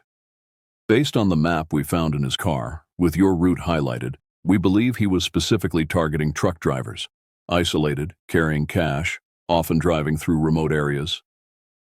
Perfect victims," I finished for him. Rivera nodded. "You weren't just lucky, Mr. Willis. You were smart. You trusted your instincts when something felt wrong, and you acted decisively when threatened. Not everyone would have done the same." The realization of how close I'd come to becoming another statistic hit me like a physical blow. If I hadn't noticed the blood on Landon's shirt, if I hadn't caught the news bulletin on the radio, if I hadn't acted when I saw him reaching for his knife. "We'll need you to come back tomorrow for a formal statement," Johnson said, breaking into my thoughts. "And you'll likely be called to testify when this goes to trial. But for tonight, we're done. You should get some rest." I nodded mechanically, still processing everything I'd learned. "My truck is being brought to the station parking lot as we speak," Johnson assured me. "Your cargo is safe. We've spoken to your dispatcher and explained the situation. He said to tell you to take whatever time you need." That sounded like Ray. Gruff but fair. I'd have to call him tomorrow, explain everything in my own words. "Is there someone we can call for you?" Rivera asked. "Family, friend, someone who can meet you at your hotel?" I thought of my sister in Florida, our sporadic phone conversations. I thought of the few acquaintances I had scattered across the country, other truckers I'd share a meal with on the road, but hardly what you'd call close friends. "No," I said finally. "There's no one." Rivera's expression softened slightly. "Then let us arrange a hotel for you. The department can cover it." I started to refuse, then reconsidered. The thought of climbing back into my truck tonight, of sitting in the same seat where Landon had sat, of driving alone through the darkness. It was too much. "Thank you," I said. "I'd appreciate that." Johnson stood, signaling the end of our conversation. I'll drive you there myself. And Mr. Willis, try to get some sleep. You're safe now. Landon's in custody, under guard at the hospital. He can't hurt anyone else. I nodded, but as I followed Johnson out to his cruiser, I couldn't shake the memory of Landon's eyes as they'd loaded him into the ambulance. That flash of recognition, that unspoken promise. I couldn't help but wonder, was anyone really safe as long as people like Eric Landon existed in the world? The hotel was nothing special. A budget chain just off the highway with faded carpet and the lingering smell of cigarettes despite the no smoking signs. But it had a bed and a shower and a door that locked, which was all I needed. After Johnson left, I stood under the shower for a long time, letting the hot water wash away the sweat and tension of the day. But it couldn't wash away the memories or the nagging fear that had taken root in my mind. I toweled off and collapsed onto the bed, exhaustion seeping into every muscle. But despite my fatigue, sleep wouldn't come. Every time I closed my eyes, I saw Landon's face, felt the weight of the tire iron in my hand, heard the sickening thud as metal connected with flesh and bone. Around 3 a.m. I gave up on sleep and turned on the small TV, keeping the volume low as I flipped through channels. I stopped on a local news station, where a somber-faced anchor was reporting on a breaking development in the Phoenix gas station murders. The screen cut to footage of the Holbrook Hospital, emergency vehicles with flashing lights parked outside. The anchor's voice continued over the imagery. Suspected killer Eric Landon was pronounced dead at Holbrook Community Hospital at 1:47 this morning from injuries sustained during his apprehension. According to police sources, Landon never regained consciousness after being subdued by a truck driver who had given him a ride. The driver, whose name is being withheld pending investigation, reportedly acted in self-defense when Landon attempted to attack him with a knife. I muted the TV, staring blankly at the screen as they showed a grainy mugshot of Landon. Dead. He was dead. I'd killed a man. It was self-defense. Everyone agreed on that point. The police, the witnesses, even the news anchor reporting the story. I'd had no choice. If I hadn't acted, it would be my face on the news, another victim of a ruthless killer. So why did I feel this crushing weight on my chest? Why did my hands shake as I reached for the remote to turn off the TV? I lay back on the bed, staring at the water stains on the ceiling as dawn slowly brightened the edges of the blackout curtains. I'd killed a man. A bad man. A murderer. Someone who would have killed me without hesitation. But still, a human life had ended because of my actions. How was I supposed to live with that? 1 week later, the highway stretched before me, familiar and yet somehow different, as if the events of that night had permanently altered the landscape of my life. I was back on the road, hauling a load of electronics from Albuquerque to Salt Lake City. Back to the job I'd done for 2 decades. Back to the routine that had defined my existence. Except nothing felt routine anymore. Ray had been understanding, giving me a week off to deal with the police reports, media inquiries, and my own tangled emotions. Take all the time you need, he'd said. Job's waiting whenever you're ready. I'd returned to work sooner than anyone expected. The walls of my apartment had started closing in on me, and the roads, wide open and stretching toward the horizon, called to me with the promise of escape. But you can't outrun memories no matter how far or fast you drive. The official story was simple and clean. Clarence Willis, veteran truck driver, had thwarted a dangerous fugitive during a routine haul. Eric Landon had died from his injuries, bringing a swift conclusion to a manhunt that had spanned 3 states. Case closed. The media had a field day with it, of course. Local hero takes down killer. Trucker's instincts save lives. They'd camped outside my apartment for days, shoving microphones in my face whenever I ventured out. I'd given one brief statement, reading from notes prepared by the Phoenix PD, and then retreated into silence. What could I say about that night that would make sense to anyone who hadn't lived through it? How could I explain the paralyzing fear, the split-second decision, the sickening crunch of metal against bone? My sister had called from Florida, having seen my name on the national news. "Will, my God, are you okay?" she'd asked, her voice higher than usual with concern. "I'm fine," I'd answered automatically. "Just doing my job." "You're a hero," she'd insisted. "You know that, right?" I'd made non-committal noises until she changed the subject. Hero. The word left a bitter taste in my mouth. Heroes saved lives without taking others. Heroes slept soundly at night, unburdened by doubt and regret. I hadn't slept more than 3 consecutive hours since that night. Whenever I closed my eyes, I saw Landon's face, not contorted in rage or fear, but with that eerie calm as our eyes had met for the final time. What had he seen in my eyes? Recognition of a kindred spirit, perhaps? Someone capable of taking a life? The rational part of my brain knew better. Landon had been a predator, a man who killed for convenience or pleasure. I had acted in self-defense, protecting not only myself, but countless potential future victims. Detective Rivera had made that abundantly clear during our final meeting. Landon's DNA has been linked to 3 unsolved homicides in Nevada, she told me, her voice matter-of-fact. All truck drivers, all found bound and stabbed off remote highways. You didn't just save yourself, Mr. Willis. You saved God knows how many others. It should have comforted me. It didn't. A sign up ahead indicated a rest stop in 2 miles. My stomach grumbled, reminding me I hadn't eaten since early morning. I signaled and merged into the exit lane, pulling my rig into the sprawling truck stop that catered to long-haul drivers like myself. Inside, the place buzzed with the usual activity. Drivers grabbing quick meals, showering between hauls, exchanging routes and road conditions. I took a seat at the counter, ordering coffee and a sandwich from a tired-looking waitress. "You look familiar," she said, studying my face as she poured my coffee. "Have you come through here before?" I nodded, keeping my eyes on the steaming cup. "Pretty regularly." "No, it's something else." Her eyes widened suddenly in recognition. "Wait, are you the guy from the news? The one who stopped that killer on Route 77? I flinched internally but kept my expression neutral. "You've got the wrong guy," I lied. "I just have that kind of face." She looked doubtful but didn't press the issue, moving down the counter to serve another customer. I sipped my coffee, grateful for the momentary reprieve. The TV mounted in the corner was tuned to a local news channel, the closed caption scrolling across the bottom of the screen. I watched absently as the anchor reported on a weather system moving through the region, followed by sports highlights and local politics. Then the screen changed, showing a familiar image, the gas station where Landon had committed his final murders. The caption read, "Memorial service held for victims of gas station killings." My grip tightened on the coffee cup as they showed footage of the service.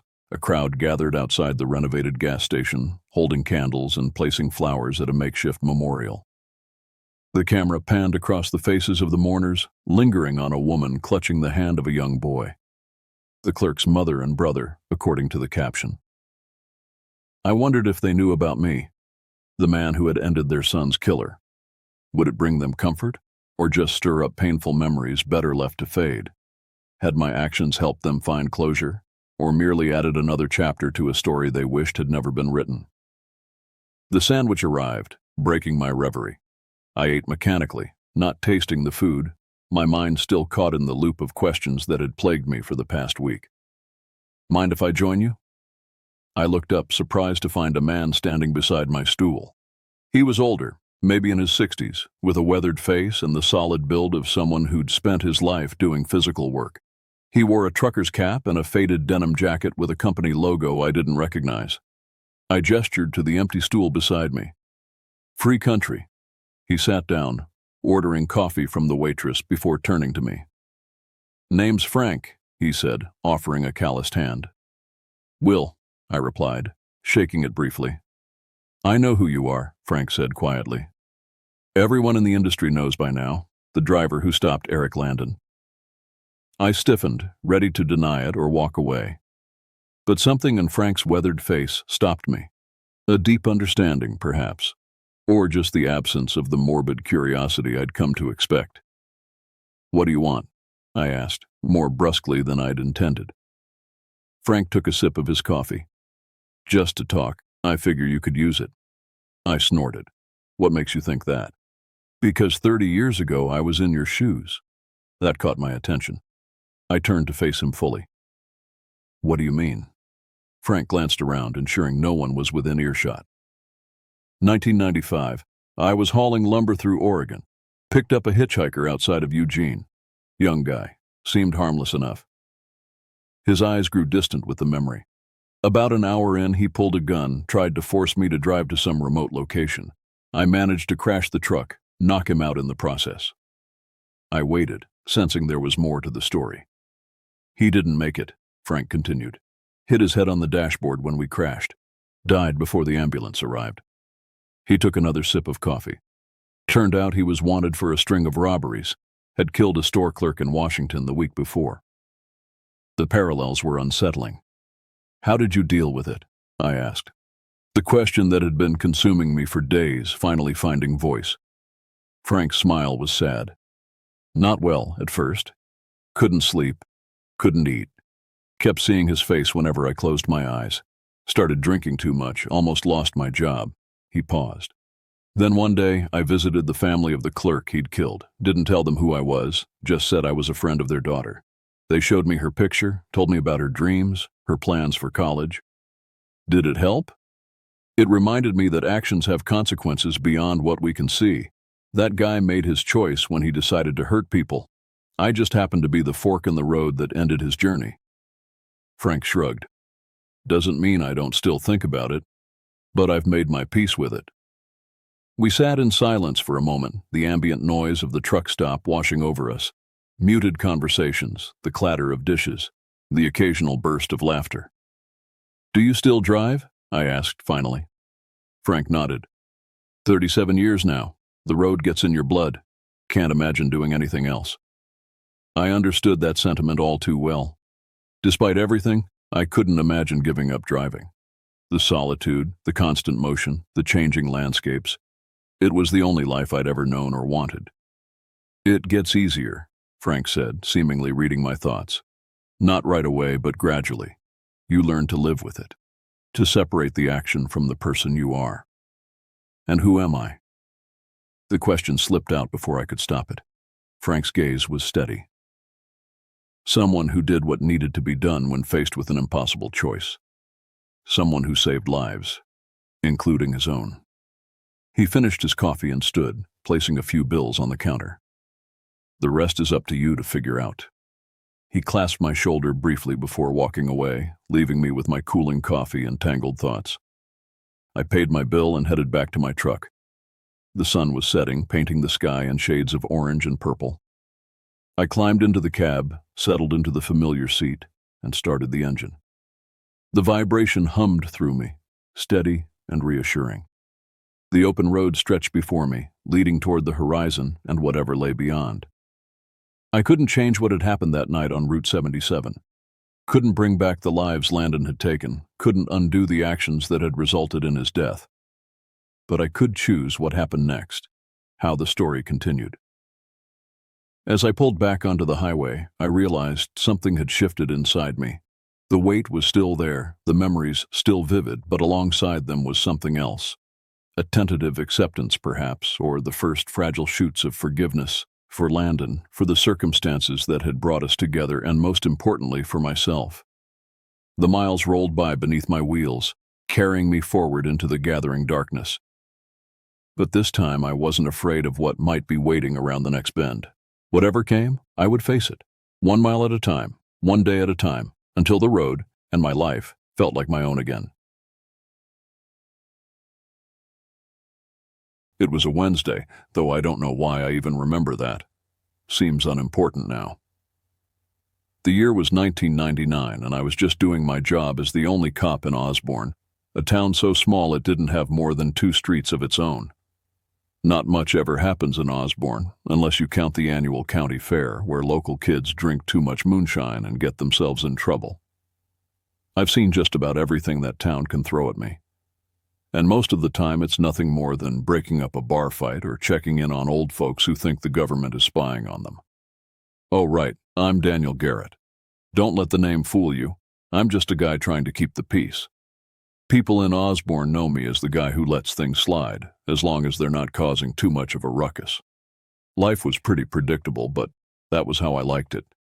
You grow up in a town like this where everyone's in everyone else's business, and you learn how to keep the peace with a smile and a little elbow grease. That particular Wednesday started like any other.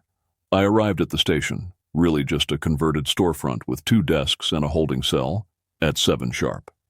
Marge Jenkins, our dispatcher and secretary, was already there, coffee brewing and yesterday's paperwork stacked neatly on my desk. Marge had been working dispatch since before I was born. She knew everyone in the county by voice alone. "Morning, Sheriff," she said, sliding a mug of coffee across her desk. "Quiet night. Just Mrs. Delaney calling about raccoons in her trash again." I nodded, taking the coffee. "Thanks, Marge. I'll swing by later and check on her." The morning crawled by. I filled out reports from the previous week's incidents, mostly noise complaints and a fender bender at the town's only four-way stop. Around noon, I took my usual patrol through town, waving at folks going about their business. I stopped at Mel's Diner for lunch, where Mel himself served me the usual bacon cheeseburger with extra pickles.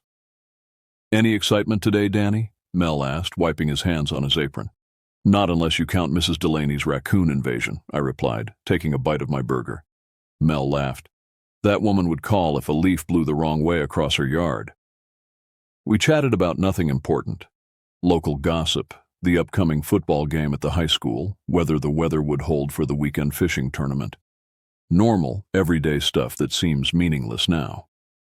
After lunch, I checked in on old man Peterson, who lived alone since his wife passed 3 years ago. He was doing fine, just wanted someone to talk to for a while. I listened to his stories about the war for the 100th time, nodding in all the right places. By mid-afternoon, I was back at the station, feet up on my desk, considering whether to tackle the mountain of paperwork that never seemed to get any smaller. Marge was knitting something for her newest grandchild, the radio quiet except for the occasional static. "You ever think about moving somewhere with more action, Danny?" Marge asked, not looking up from her knitting. I laughed. "Like where? The big city?" "No thanks. I like knowing everyone I protect." "Just wondering. 20 years in the same chair might drive some folks crazy." "Not me," I said, though sometimes I did wonder. I'd been Osborne's only full-time law enforcement since I was 23, taking over after Sheriff Mills retired. Sometimes I thought about what it might be like to work in a place where every day brought something new, but then I'd remember how good I had it here. No real crime to speak of, people who respected me, and a pension waiting when I was ready to hang up the badge. Little did I know that in a few hours, I'd be wishing for the tedium back. At 3:17 p.m., I remember checking my watch, the radio crackled to life. Marge answered, her expression shifting from boredom to confusion. "It's Tobias Reed," she said, covering the receiver. "Says there's something strange happening out at the old Harker Ranch. Sounds spooked." I sighed, standing up and grabbing my hat. Tobias Reed was a logger who sometimes worked the land near the Harker property. Nervous type, but not one for making things up. "What kind of strange?" I asked. Marge spoke into the radio, then relayed the answer. "Says he heard screaming. Not human, he says. And saw something big moving around the property." "Probably just some kids messing around," I said, though a prickle of unease crept up my spine. The Harker Ranch had been abandoned for years, ever since the family drama that tore them apart. Jacob Harker had been found dead in the house, supposedly by his own hand, but rumors persisted that his wife Caroline had something to do with it. Their son, Marcus, had sold the place and left town immediately after, never to return. "Want me to call the county for backup?" Marge asked. I shook my head. "Nah, I'll check it out. Probably nothing." The old Harker Ranch was about 20 minutes outside town, nestled at the edge of the dense forest that bordered Osborne to the north. As I climbed into my cruiser, I couldn't shake the feeling that something was different about today. Maybe it was the weather, unusually still and heavy, like the air before a storm. Or maybe it was just that I'd been hoping for a quiet day to finish up paperwork. Either way, I had no idea that what waited for me at the Harker Ranch would change everything. Not just for me, but for the entire town of Osborne. I took the drive out to Harker Ranch slower than necessary. No sirens, no lights. Just me, the cruiser, and the empty county road stretching ahead. The property was tucked away behind a stand of pine trees, accessible only by a dirt road that had seen better days. As I turned onto it, the cruiser bounced and shuddered over potholes and exposed roots. The Harker place had once been impressive. a sprawling farmhouse with a big barn and several outbuildings on about 50 acres of land.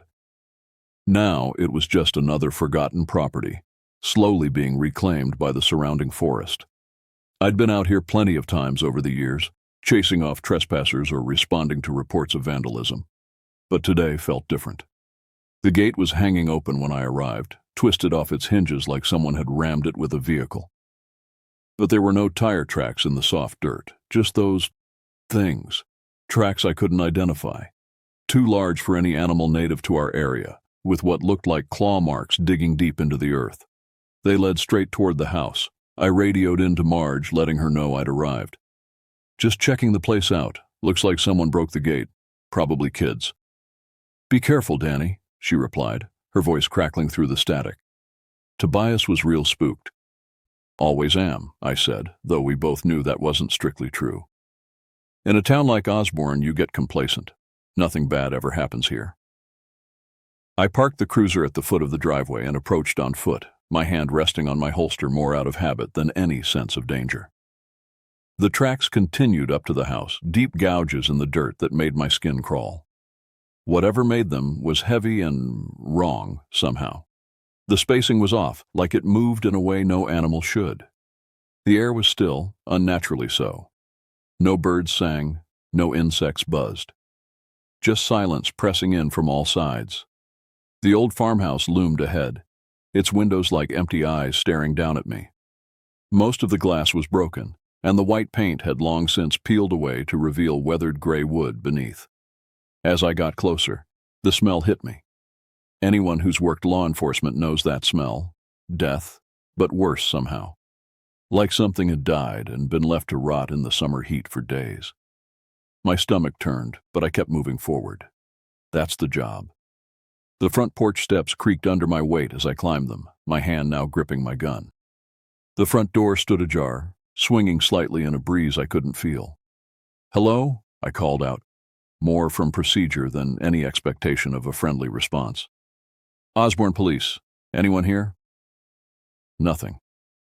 Just that awful silence and the smell growing stronger. I pushed the door open with my foot, drawing my weapon as I entered. The interior was dark despite the afternoon sun, the windows too dirty or boarded up to let much light in. I clicked on my flashlight and swept it across the room. The living room was a wreck, furniture overturned and torn apart, but this wasn't normal vandalism. The destruction was too thorough, too violent. Deep gouges marked the walls, the same pattern as the tracks outside. Something had clawed its way through here with tremendous force. I moved further into the house, my boots crunching on broken glass and splintered wood. The smell grew stronger, making my eyes water. I covered my nose with my sleeve and pressed on, following the path of destruction through a hallway and toward what I remembered was the kitchen. That's when I heard it, a wet, rhythmic sound, chewing, tearing, slurping. My blood turned to ice in my veins, but I kept moving. That's the job. The kitchen doorway was partially blocked by an overturned refrigerator. I had to squeeze past it, and as I did, my flashlight beam caught something that made me freeze. Blood, everywhere, splattered across the walls, pooled on the floor, and in the center of the room, hunched over something, was it. At first, my brain couldn't process what I was seeing. It was too wrong, too impossible. The thing was massive, easily 7 feet tall, even in its crouched position. Its limbs were too long, jointed in places they shouldn't be. Skin like old leather stretched tight over a frame that was almost skeletal, but too big, too wrong to be human. And it was feeding. The body beneath it was unrecognizable as human, torn open and partially consumed. But a work boot at the end of a mangled leg told me this had once been a person. Probably Tobias Reed, I realized with a sick jolt. He hadn't called in the disturbance, he'd become it. My flashlight flickered just once, but it was enough. The creature stopped its feast. Slowly it turned its head toward me, and I saw its face. No, not a face. Just a nightmare approximation of one. Where there should have been eyes were just dark, sunken pits. Its mouth was too wide, stretching almost ear to ear if it had had ears. Instead, there were just holes in the side of its elongated skull. And teeth, so many teeth, jagged and sharp, still dripping with the blood of its victim. I stood frozen, unable to move, unable to even raise my gun. The creature stared at me, I could feel it staring despite the absence of eyes. And then it did something worse than attacking. It smiled. That's when my instincts finally kicked in. I stumbled backward, nearly falling as I tried to get away. The creature unfolded itself, rising to its full height, its head nearly touching the ceiling. It moved in jerky, unnatural motions, like a spider with broken legs trying to right itself. I fired my gun, the shots deafening in the enclosed space. 1, 2, 3 times. The creature jerked with each impact but didn't fall. If anything, it seemed annoyed, tilting its head as if curious about the new sensation. I didn't wait to see what it would do next. I turned and ran, slamming into walls in my panic to get out. Behind me, I heard it moving, not running, but scuttling, scraping along the floor and walls with those 2 long limbs. I burst through the front door and sprinted for my cruiser, the thing crashing through the house behind me. I could hear wood splintering as it tore through doorways too small for its frame. I reached the cruiser and fumbled with the keys, my hands shaking so badly I could barely get them in the ignition. The engine roared to life just as the creature exploded from the house, moving with a speed that defied its awkward appearance. It hit the side of the cruiser with enough force to rock the vehicle on its wheels. Claws, actual claws, screeched against the metal of the door. Its face appeared at my window, that terrible mouth stretched wider now, teeth gnashing against the glass. I floored it, the tires spinning in the dirt before catching. The cruiser lurched forward, throwing the creature off. I didn't look back, just drove as fast as the old Ford could manage down the rutted driveway and onto the main road.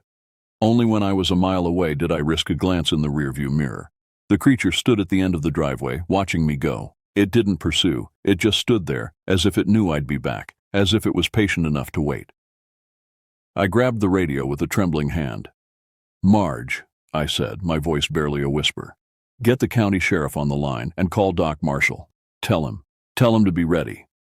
"Danny?" Marge's voice was sharp with concern. "What happened? Are you hurt?" "No," I said, though I wasn't entirely sure that was true. "But Tobias Reed is dead, and whatever killed him, it's still out there." I didn't tell her what I'd seen. How could I? Who would believe me? Hell, I wasn't sure I believed it myself. As I sped back toward Osborne, one thought kept circling in my mind. That thing had smiled at me, like it knew me. Like it had been waiting for me specifically, and worse, like it would see me again soon. County Sheriff Walt Brennan arrived with 2 deputies 3 hours later. By then, I'd composed myself enough to give a statement, though I left out the impossible parts. I told them about finding Tobias Reed's body, described it as a savage animal attack. Mountain lion, maybe, or a bear driven crazy by disease. I mentioned the strange tracks, but downplayed how unnatural they were. "Probably a bear," Brennan said, chewing a toothpick as we stood outside the station. "Had one down in Millerville last summer, attacked a camper, rabid most likely." I nodded, not trusting myself to speak. We both knew bears don't skin their prey, don't selectively devour internal organs, don't smile at you with teeth too numerous to count. "We'll head out there now," Brennan continued. "Secure the scene, call in the game warden. Don't worry, Garrett, we'll handle it from here." They left me standing there, watching their convoy disappear down Main Street. Marge had gone home hours ago after I insisted I was fine, just shaken by finding Tobias. The station was empty and quiet, just the hum of fluorescent lights and the ticking of the wall clock. I poured myself a generous whiskey from the bottle I kept in my desk drawer for emergencies. My hands had finally stopped shaking, but the image of that thing wouldn't leave my mind. The way it moved, the way it looked at me, the way it smiled. That wasn't a bear or a mountain lion or anything else I'd ever seen or heard of. The phone rang, making me jump so violently I spilled whiskey down my shirt. "Osborne Police," I answered, trying to keep my voice steady. "Danny, it's Walt." Sheriff Brennan sounded annoyed. "We're at the Harker place. There's a body all right, torn up pretty bad. But whatever did it is gone." "Did you see the tracks?" I asked. "Yeah, we saw some tracks. Could be bear, could be something else. Game warden will sort it out, but listen, Danny." He paused, and I could hear him moving away from the others, his voice dropping. "The way you described the scene? It doesn't match what we're seeing. Place is a mess, sure, but not like you said. And the body's torn up, but not eaten. What exactly did you see out here?" My mouth went dry. "What do you mean?" "I told you what I saw." "Uh-huh." His tone made it clear he didn't believe me. Look, I know Tobias was your friend. Finding him like that must have been a shock. But I need you to be straight with me. Was there someone else involved here? Human, I mean. What? No. I told you what happened. All right. Take it easy. Another pause. We'll finish up here. I'll have a full report for you tomorrow. Get some rest, Danny. You sound like you need it. The line went dead before I could respond. I stared at the receiver in my hand, a cold dread settling in my stomach. They didn't believe me, but worse, what they were seeing didn't match what I'd seen. How was that possible? I drove home in a daze, paranoia making me check the rearview mirror every few seconds. My house was on the outskirts of town, a small place I'd inherited from my parents. Usually I found the isolation peaceful. Tonight it felt like a mistake. I double-checked all the locks, drew all the curtains, and even pushed a heavy bookcase in front of the back door. Then I sat in my living room with my service weapon on the coffee table and a bottle of Jack keeping it company. Sleep was out of the question. Every time I closed my eyes, I saw that thing's face, that terrible smile. Every sound from outside, a branch scraping against the window, an owl hooting, the wind in the eaves, made me jump. Around 3 in the morning, the phone rang.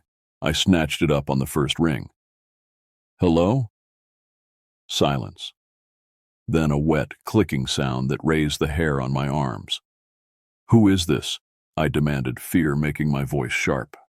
More of that sound, like something, working a mouthful of saliva around too many teeth. I slammed the phone down, my heart pounding. It rang again immediately. I stared at it, watching it vibrate against the table with each ring. After the 5th ring, it stopped. 2 minutes later, it started again. This time, I let it ring out. When it finally stopped, the silence felt even worse. I sat motionless, listening to the house creak and settle around me, jumping at every noise. The next morning, I called in sick for the first time in 5 years. Marge didn't question it, just told me to feel better. I spent the day alternating between staring at the phone, expecting it to ring again, and peering through the curtains at the empty street outside. Around noon, there was a knock at my door that nearly gave me a heart attack. It was Dr. Marshall, looking concerned. Marge said you were ill, he said, taking in my disheveled appearance with a clinical eye. Thought I'd check in. I let him in, suddenly aware of how the place looked. Empty bottles on the table, gun sitting out, blinds drawn in the middle of the day. Just a stomach bug, I lied, clearing space for him to sit. I'll be fine tomorrow. Marshall, who'd been the town doctor since delivering me 40 years ago, didn't look convinced. Marge also mentioned you found Tobias Reed's body yesterday. Nasty business, that. I nodded, not trusting myself to speak. Sheriff Brennan called me this morning, Marshall continued, watching me carefully. Asked about your state of mind. That got my attention. My state of mind? What's that supposed to mean? Marshall held up a placating hand. Just concerned, Danny. Finding a body like that can be traumatic, especially someone you knew. And Walt said your description of the scene was a bit exaggerated. Exaggerated? I felt a surge of anger. I know what I saw, Doc. I'm sure you do. His tone was soothing, the one he used for agitated patients. But trauma can affect perception. The mind plays tricks when we're under stress. I wanted to tell him everything about the creature, its impossible movements, the way it smiled at me. But the words died in my throat. He'd think I was crazy, just like Brennan did. I'm fine, I said instead. Just need some rest. Marshall studied me for a moment longer, then nodded. All right, but I want you to take these. He pulled a small bottle of pills from his bag. Just to help you sleep. Doctor's orders. After he left, I threw the pills in the trash. I wasn't crazy, and I didn't need medication. What I needed were answers. The phone rang again that night, and again I heard that wet, clicking sound on the other end. This time I didn't hang up. What do you want? I whispered. A sound like laughter came through the line, followed by something that might have been words, but in no language I'd ever heard. Then the line went dead. I didn't sleep that night either, or the next. By the time I returned to work 3 days after the incident at Harker Ranch, I was running on caffeine and fear. jumping at shadows and speaking only when spoken to. Marge watched me with worried eyes but didn't pry. A copy of the county sheriff's report sat on my desk. Animal attack, suspected bear, case closed pending game warden's investigation. But I knew better. And somehow, I knew this wasn't over. Not by a long shot. A week passed. I went through the motions of normalcy, patrolling the town, filing reports, nodding at the right moments when people spoke to me. But inside, I was unraveling. The phone calls continued every night, always around 3 in the morning. Sometimes just that wet clicking sound. Sometimes those strange, guttural, not quite words. I started researching, spending hours at the town library after my shifts. At first, I looked into animal attacks, convincing myself there must be some rational explanation for what I'd seen. But no bear or mountain lion or wolf moved the way that thing had moved, had teeth like that thing had teeth. So I moved on to local legends, folklore, unexplained phenomena. Osborne had its share of ghost stories and tall tales, like any small town, but nothing that matched what I'd encountered. I expanded my search to neighboring counties, then the entire state. Mrs. Whitaker, the elderly librarian, grew concerned about my sudden interest in the macabre. Research for work, I told her, though the lie sounded hollow, even to me. 2 weeks after the incident, the first disappearance was reported. Mike Gunderson, a local mechanic, didn't come home from a late-night fishing trip. His truck was found at Beaver Lake, 5 miles from town, but no sign of Mike. I joined the search party, scouring the shoreline and surrounding woods. We found his fishing gear set up on the dock, a half-empty beer next to it. A trail of disturbed vegetation led from the dock into the trees, and there, in a patch of soft dirt, I saw them, the same strange tracks I'd seen at Harker Ranch. My blood ran cold. I managed to keep my composure long enough to direct the other searchers away from the area, claiming I wanted to check it myself. Once alone, I followed the tracks deeper into the forest. They led about a quarter-mile in before disappearing at the base of a large oak tree. I looked up, half expecting to see that thing clinging to the branches above me. Nothing but leaves and sky. But scratch marks on the trunk went all the way up, deep gouges in the bark. It was back. Or maybe it had never left. I didn't tell anyone about the tracks. Who would believe me? Instead, I requested the county bring in cadaver dogs, suggesting Mike might have fallen in the lake. The search continued for 3 days before being scaled back. Mike Gunderson was officially listed as missing, presumed drowned, but I knew better. That night, I stayed late at the station, pulling the old files on the Harker family. There wasn't much: Jacob Harker's suicide report, property records, a few minor complaints from neighbors about noise over the years. Nothing that explained what I'd seen. As I was about to leave, Marge's desk phone rang. Unusual for this time of night. I answered it. Osborne Police. Danny? It's Elaine Parker from the Historical Society. Her voice sounded excited. You asked about the Harker family history? I think I found something interesting. I'd spoken to Elaine days ago, asking if she had any information on the Harkers that wasn't in the official records. I hadn't expected anything to come of it. What did you find? I asked, suddenly alert. Well, I was going through some of the old town meeting minutes from the 1920s, and the Harkers came up several times. Apparently there was some controversy when they first bought that land. What kind of controversy? The land was considered unlucky, I guess you'd say. There had been several unexplained deaths there in the early 1900s. The previous owners, the Whitley family, all died under strange circumstances. Official cause was listed as influenza, but the minutes suggest people thought it was something else. Like what? That's just it. They don't say specifically. Just references to the trouble and debates about whether to warn the Harkers. Eventually they voted not to, since the deaths had stopped and they didn't want to scare away new residents. My mouth went dry. Is there anything else? Any details about the deaths? Not in these records. But Mrs. Whitley's sister wrote a letter to the town council that's mentioned here. It might be in the archive room. I could look tomorrow. I'd appreciate that, Elaine. Thanks.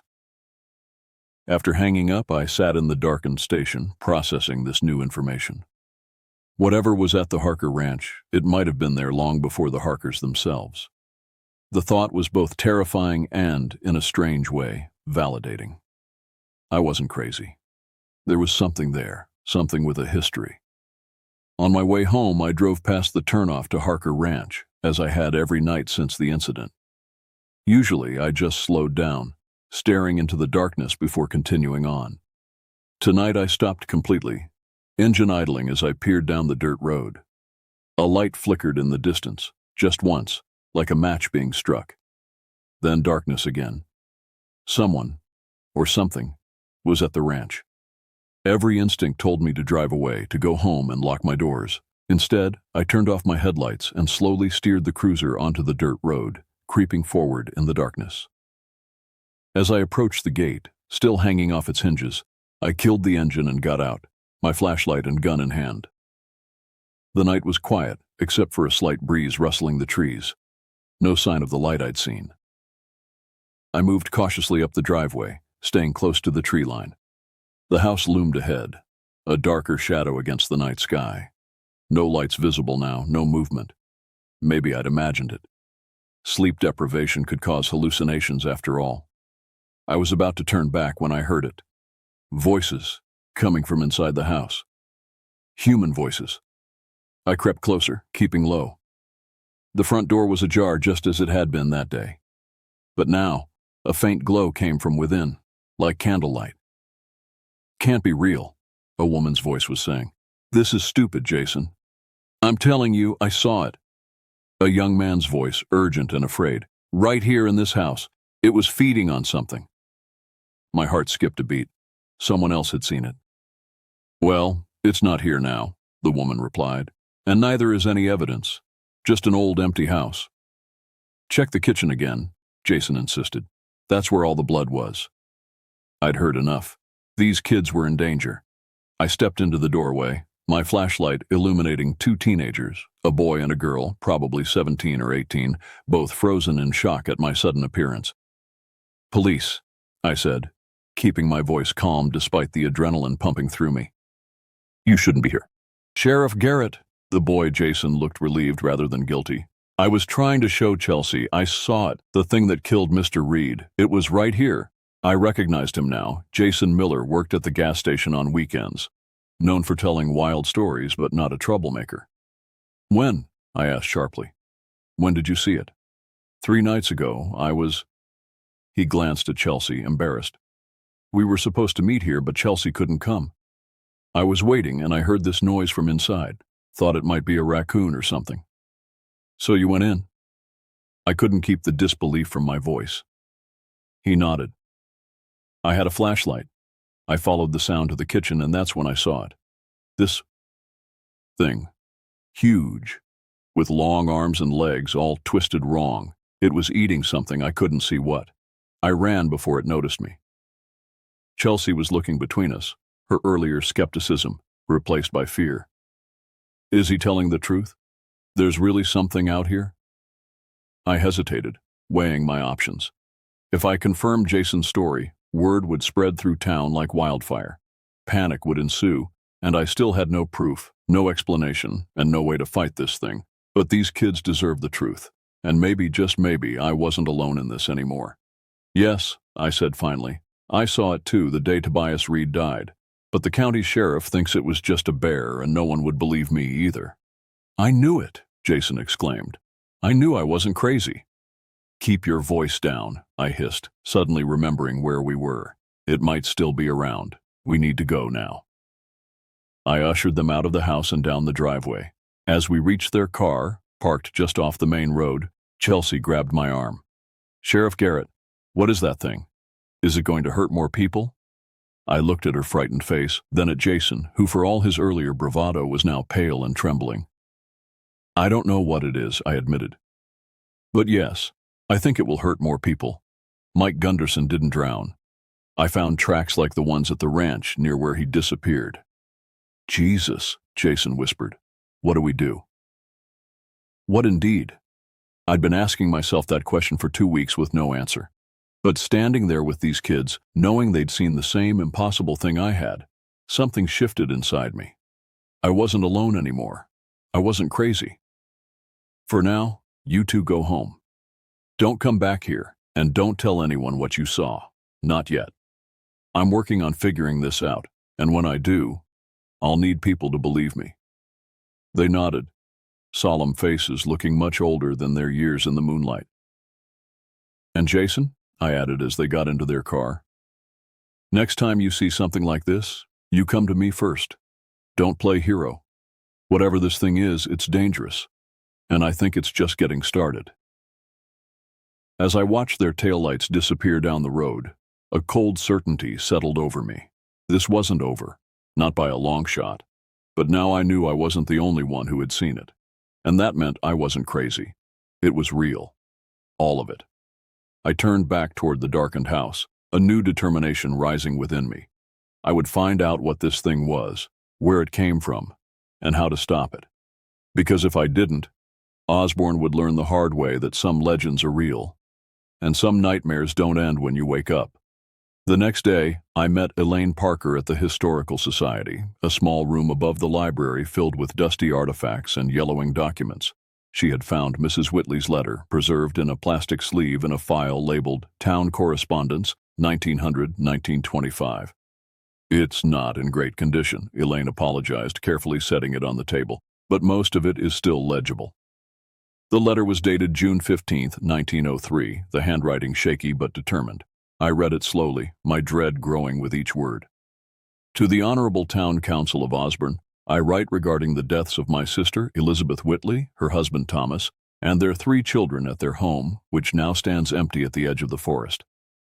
While the official record states they succumbed to influenza, I know this to be false, as I was present in their final days and saw with my own eyes the true nature of their affliction. They were not ill, but hunted. Something came from the forest, something that should not be. It began with noises in the night, scratching at the walls and windows. Then the animals started disappearing, first chickens, then a calf, then their dog. Thomas searched the property but found nothing except strange tracks, too large to be wolf or bear.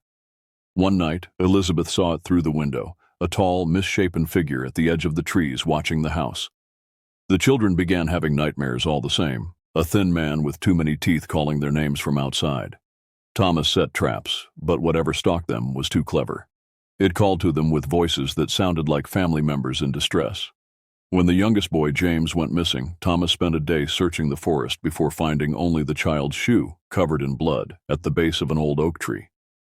In their grief, they decided to leave, to abandon the house and property. But it was too late.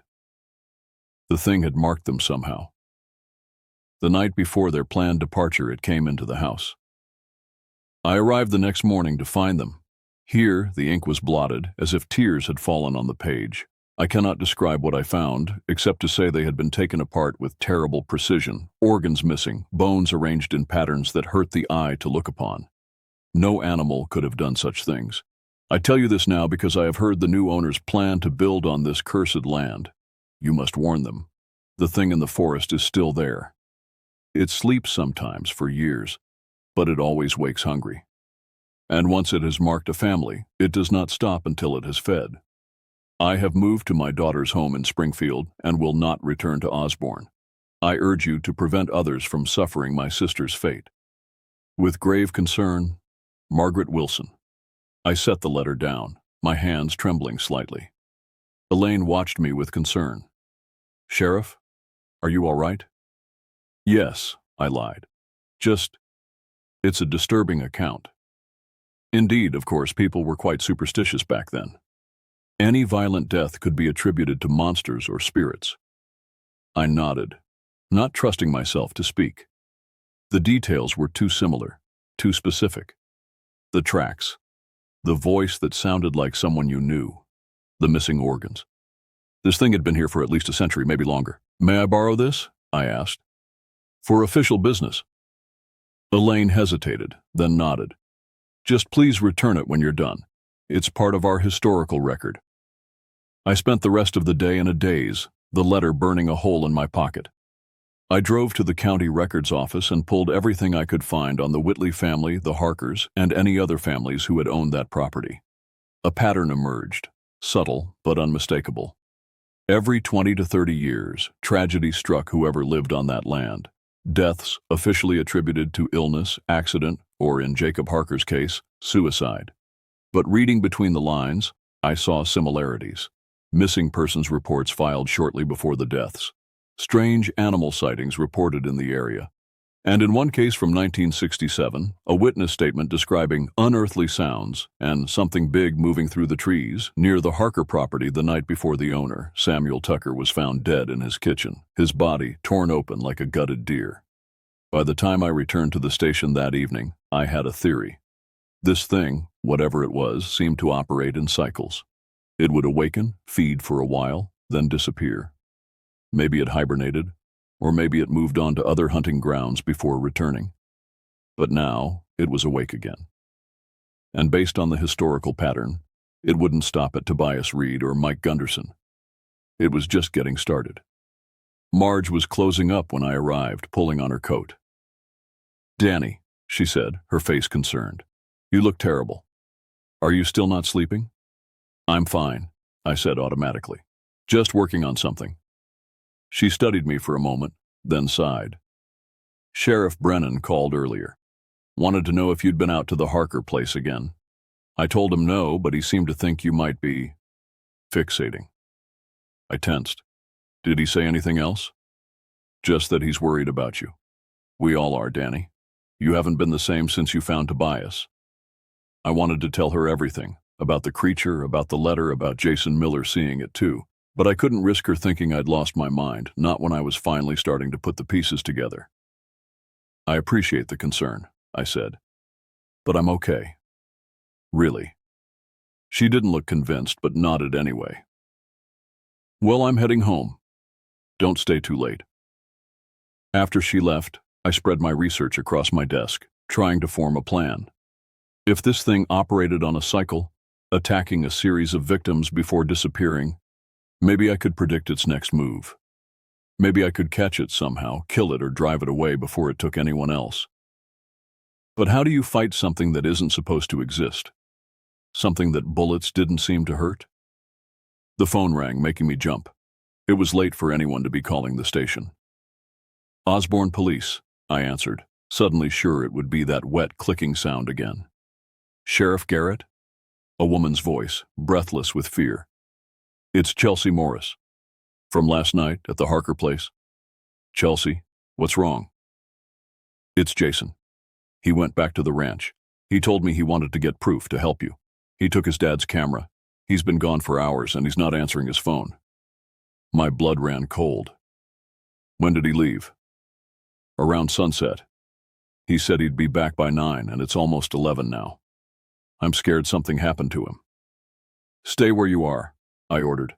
"I'll find him. And Chelsea, don't tell anyone else where he went. Not yet." I hung up and grabbed my gear, flashlight, gun, and on impulse, a shotgun from the weapon locker. I hesitated, then took a can of gasoline we kept for the generator too. If bullets wouldn't stop this thing, maybe fire would. The drive to Harker Ranch seemed shorter this time, urgency pushing me faster than caution. I turned onto the dirt road with my lights on full, not caring if I announced my presence. If Jason was still alive, I needed to find him quickly. I parked at the gate and grabbed my equipment, moving quickly up the driveway. The house was dark, no sign of Jason's car.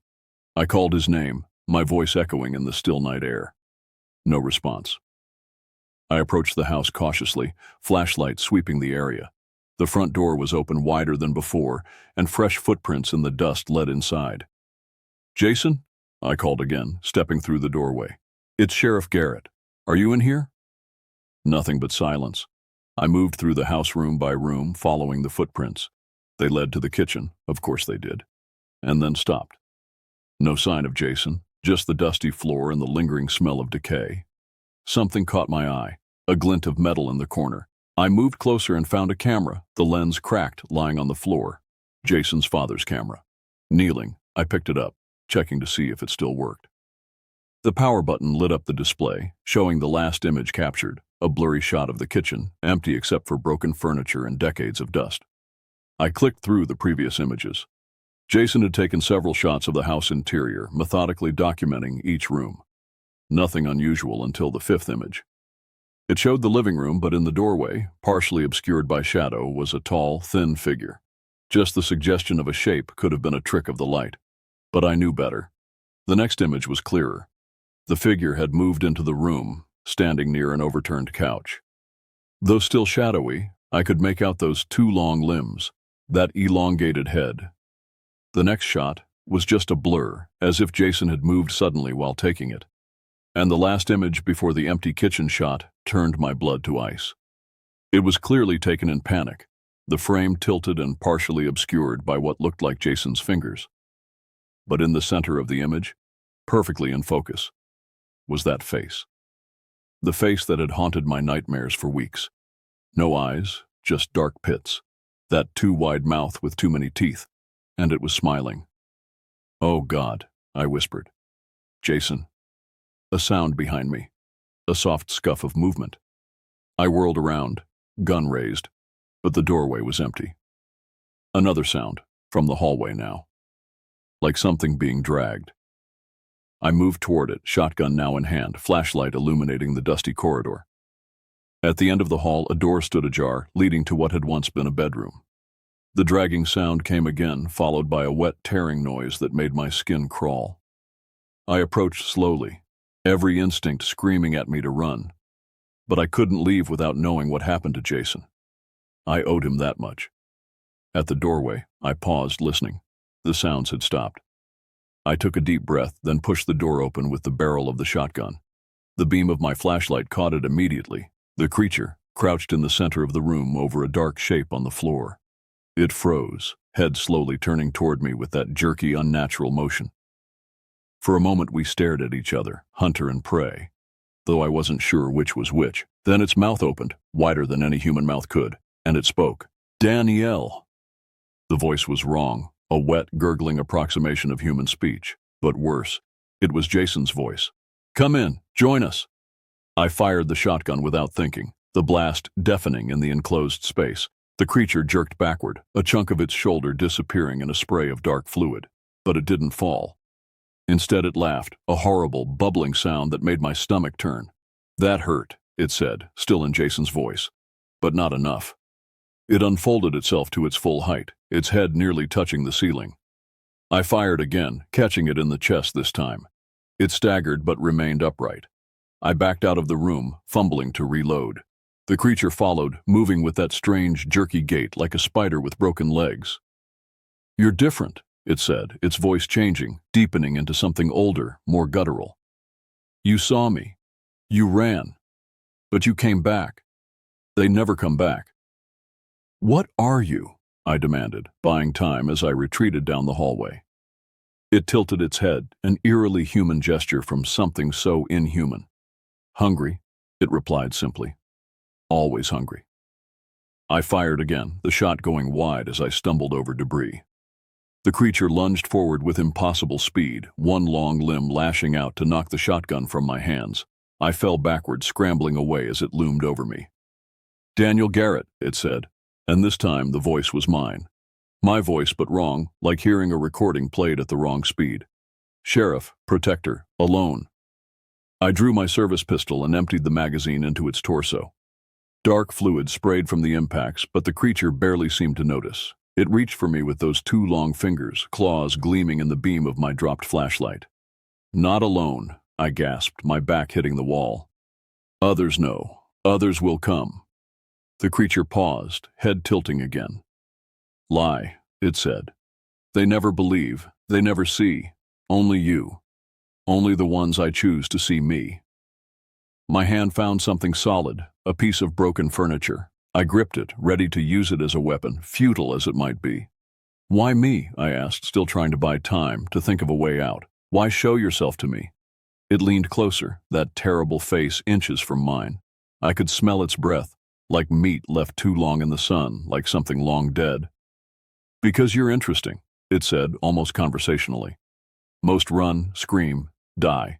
But you? You came back. Looking, asking, learning." My free hand found the can of gasoline I'd dropped when I fell. An idea formed. Desperate. Probably suicidal. But the only option I had left. "I learned a lot," I said. unscrewing the cap with my thumb. About you. About the Whitleys, the Harkers, all the others you've killed here. It made that wet, clicking sound that I now recognized as laughter. Not just here, everywhere, for longer than you know. But you always come back here, I said. Why? What's special about this place? It leaned even closer, its breath hot on my face. Home, it whispered, underneath, in the dark, where I wait, where I sleep. I threw the gasoline in its face, following immediately with my lighter. The creature shrieked as flames engulfed its head and upper body, a sound no human or animal throat could make. It thrashed wildly, limbs flailing, catching fire to the dry, rotted wood around us. I scrambled to my feet and ran, not looking back as the creature's screams followed me. The fire spread quickly, old timber catching like kindling. By the time I reached the front door, half the house was ablaze. I staggered out onto the porch, coughing from the smoke. Behind me, the fire roared, consuming the old house with hungry orange flames. I made it halfway down the driveway before my legs gave out, and I collapsed to my knees, turning to watch the inferno. The creature hadn't followed. Either it was dead, or it was trapped inside, or maybe, just maybe, it had retreated to whatever underneath it had mentioned, this home in the dark. I didn't wait to find out. I dragged myself back to my cruiser and called it in. Structure fire at the Harker Ranch. Then I reported finding Jason Miller's camera, but no sign of Jason himself. Missing, presumed dead. Another tragedy to add to the property's bloody history. By the time the volunteer fire department arrived, the house was nothing but a skeleton of burning beams. They couldn't save it, could only prevent the fire from spreading to the surrounding forest. I watched from a distance as it burned to the ground, taking with it, I hoped, the creature that had haunted me for weeks. But as dawn broke over the smoldering ruins, a cold certainty settled in my gut. It wasn't over. Maybe the fire had hurt it, maybe even driven it back to whatever hole it had crawled out of. But it wasn't dead. Things like that don't die easily, if they die at all. Sheriff Brennan arrived as they were putting out the last of the embers. He listened to my story, the sanitized version, about searching for Jason and finding evidence of squatters who might have been cooking meth.